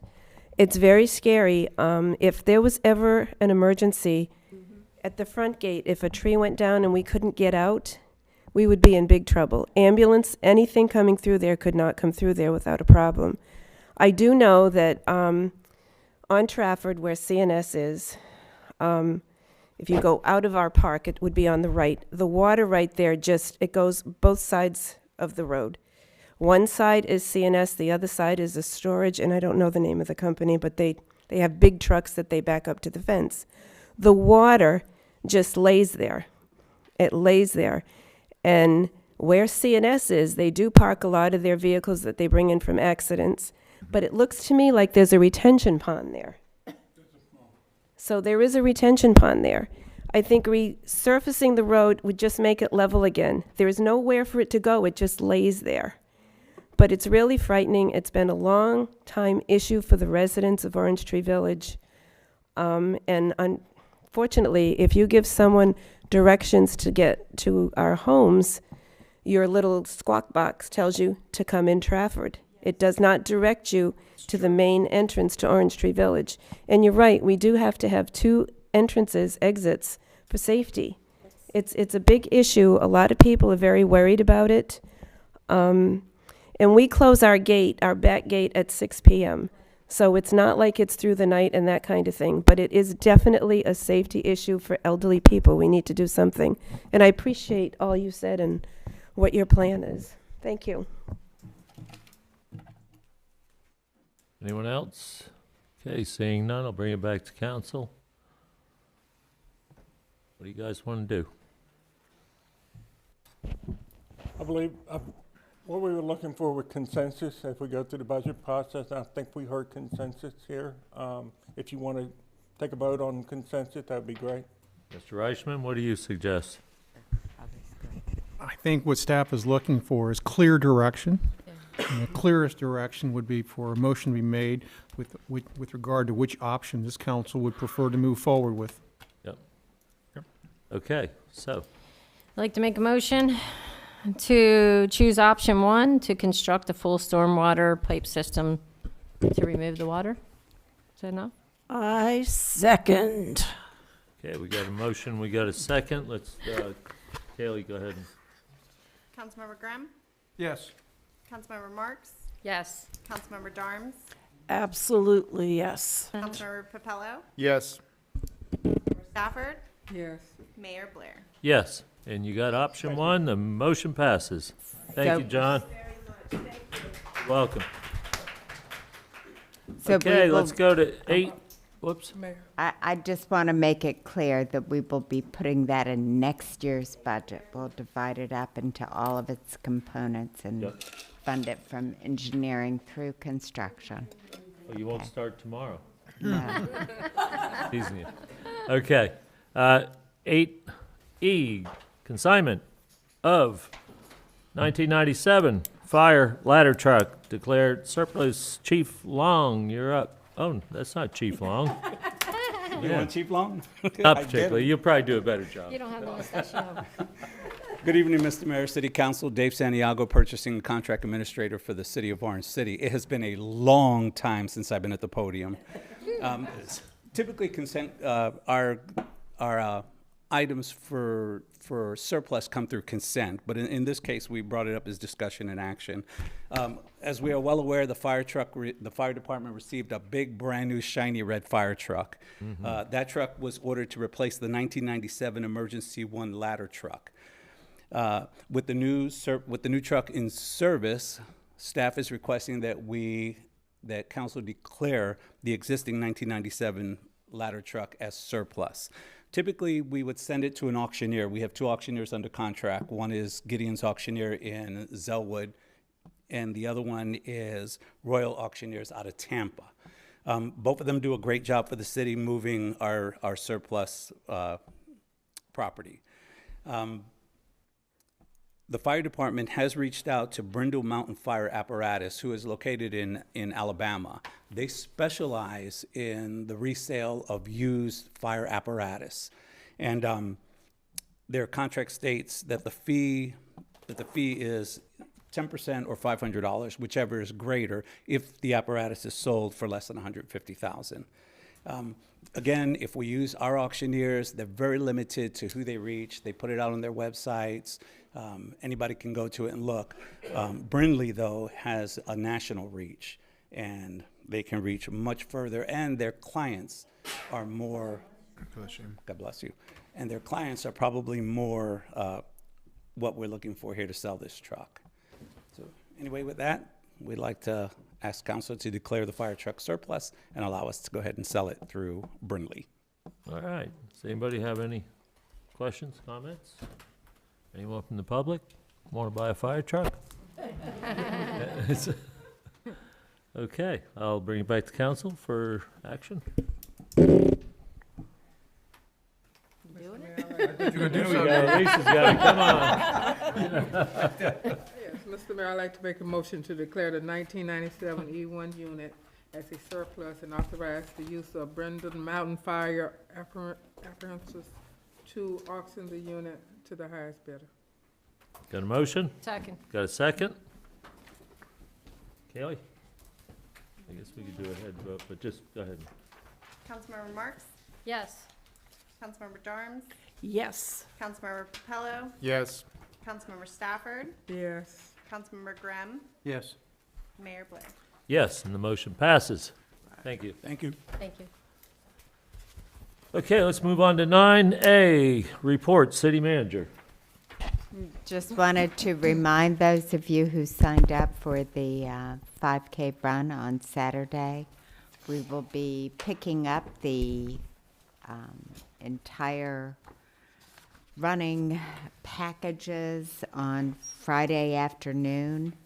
You need to let me know if you want me to take them to the track to meet you with them, or if you want to come in and make arrangements to pick them up on Friday night from me. They're only open from like 4 to 6 p.m., so we get them that evening. We'll also have T-shirts for each person on our team, And I believe it is you, Councilmember Grimm, Mayor Blair, and Councilmember Stafford who are signed up. And if I don't hear from you, I plan to take them all with me to the meetup at 7:30 in the morning, and then you'll just have to hunt for me, and I'll give you your gear. Great. The time to go on the race is at 8:15. They'll shoot the gun for us to run. Walk. Walk, crawl, limp, Crawl, yeah. whatever. Okay, great. Any questions for the city manager? Okay, seeing none, we'll move on to 9B, the city clerk's report. Yes, okay, so tomorrow at our Youth Advisory Council meeting that begins at 4 p.m., we will be saying goodbye to our 3 seniors, which is Jenna Narensky, Kathy Hernandez, and Samaya Janet. And then at the May meeting is when we will swear in the 3 new members, which is going to be May 8th. I also wanted to provide you all a reminder that we do have the employee appreciation lunch scheduled for this Thursday, hosted by Jeremy, beginning at 12 p.m. if you would like to stop by and enjoy some pizza with us. And I would also like to thank you all for your feedback and your kind words. I greatly appreciate all of it. And I would also like to thank you again for this opportunity to serve the city of Orange City in the capacity of the city clerk. My desire is to make everybody, including residents, other city staff, and council proud. So I just wanted to throw that out there, and I do really, really appreciate, all your feedback. Please feel free to come to me at any time with any additional feedback. Great. Well, we appreciate you. Thank you. You said 4:30 for the AC? 4. 4, okay. Okay, any questions, anything, comments for the city clerk? Seeing none, we'll move on to the city attorney. Mr. Mayor, Council, there was a comment made during citizen comments at the very beginning this evening about the Live Local Act. All of you are aware that that's been on the books for a while. There was a follow-up, tightening up, whatever you want to call it, basically taking more powers away from local governments with regard to what they can do with types of developments maybe they're not exactly happy with. Our office has been monitoring, working with Development Services and Becky Mendez to find out what are our options. It's not like we can just simply pass an ordinance that conflicts with the law, so our hands are tied to a large degree. It's just a matter of, we still have the moratorium. I'm not sure when the moratorium expires, but we're working to find out what options are available to us, if any, to try to address some of the concerns that were expressed during citizen comments. Great, thank you. Any questions, comments for the city attorney? You're off the hook, Bill. Great. Good. Item number 10, new business. Okay, seeing none, approval of minutes, we've done that. Any comments from the council? Ms. Marks? First of all, I'd like to comment on what Kaylee said. There's some things that we left out that I think we need to be clear that everybody knows, some extra things that have been going on. She comes in on Saturdays to take care of flooding and different things in the office. When she first started, she basically had to build a new team in the city clerk's office, and she's done a great job with that also. And there's so much more to go on, but so well deserving of that. So I'm glad that that went through. Today was the West Volusia Legislative Connections, and we got to see our legislators there today and hear what their plans are, what they're doing so far. We really didn't get to ask any questions this time, so we have to make appointments with them as usual to ask them some questions about Orange City, which we plan on doing.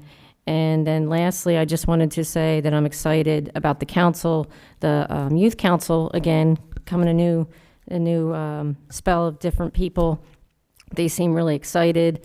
And one more thing, I'm sorry, I wanted to just comment about the beginning of the meeting because I don't like the meeting to start with turmoil. So, I want everybody to get along up here, and I just ask that we keep our personal feelings off of the council if we don't like something, and let's just get to business And if you have an issue with each other, maybe we should just discuss that. That doesn't have to do with voting, of course, because that's the sunshine law. My intention is not to hurt anybody.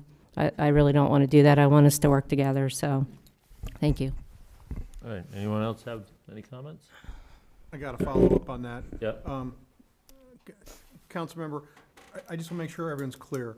And this is what makes your job so difficult, the job of any elected public official in the state of Florida, and that is the Sunshine Law, which we all understand what the good reasons for that are and what the purpose is.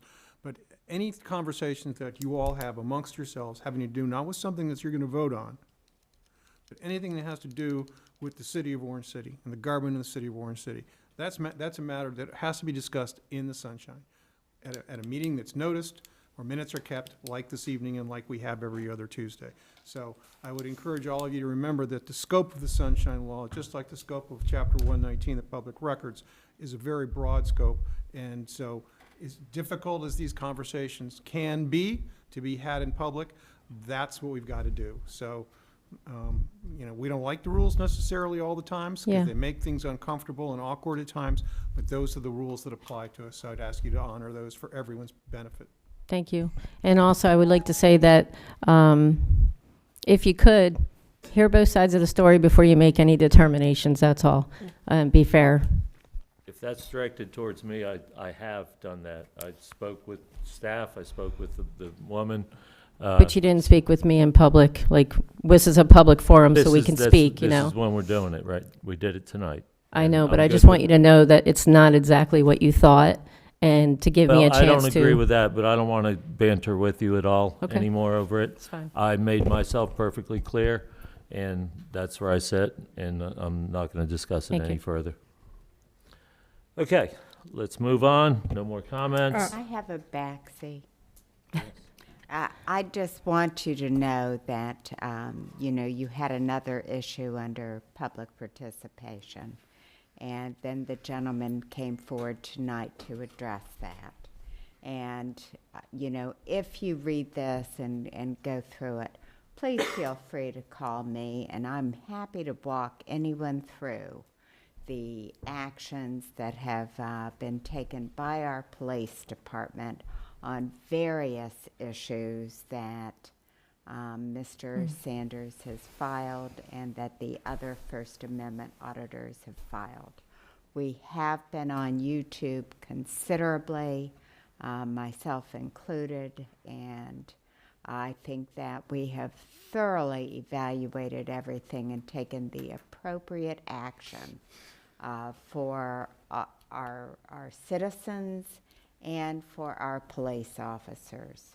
So I think there's a lot of information that is not appropriate to discuss here. The police chief reports directly to me, and his officers report directly to them. It is not a council matter, so. Right, thank you. But I'm happy to go through it privately with each and every one of you. All right, thank you. Did you have something, Lisa? Yes, once again, I would like to thank Kaylee. It's not that she take care of the council, she take care of the city of Orange City as a whole. She take care of all the residents. So she does an excellent job, and once again, you're well worth it. Thank you for being there. Yeah, and she does work hours. I get notifications on my phone on Saturdays at 10 at night at all different hours for meetings on the calendar and that. So she's not just a 9 to 5 person She's not. by any stretch. Excellent job. Okay, and with that, I'll entertain a motion to adjourn. I'll make a motion, we adjourn. Second. Thank you. All those in favor signify by saying aye. Aye. Those opposed?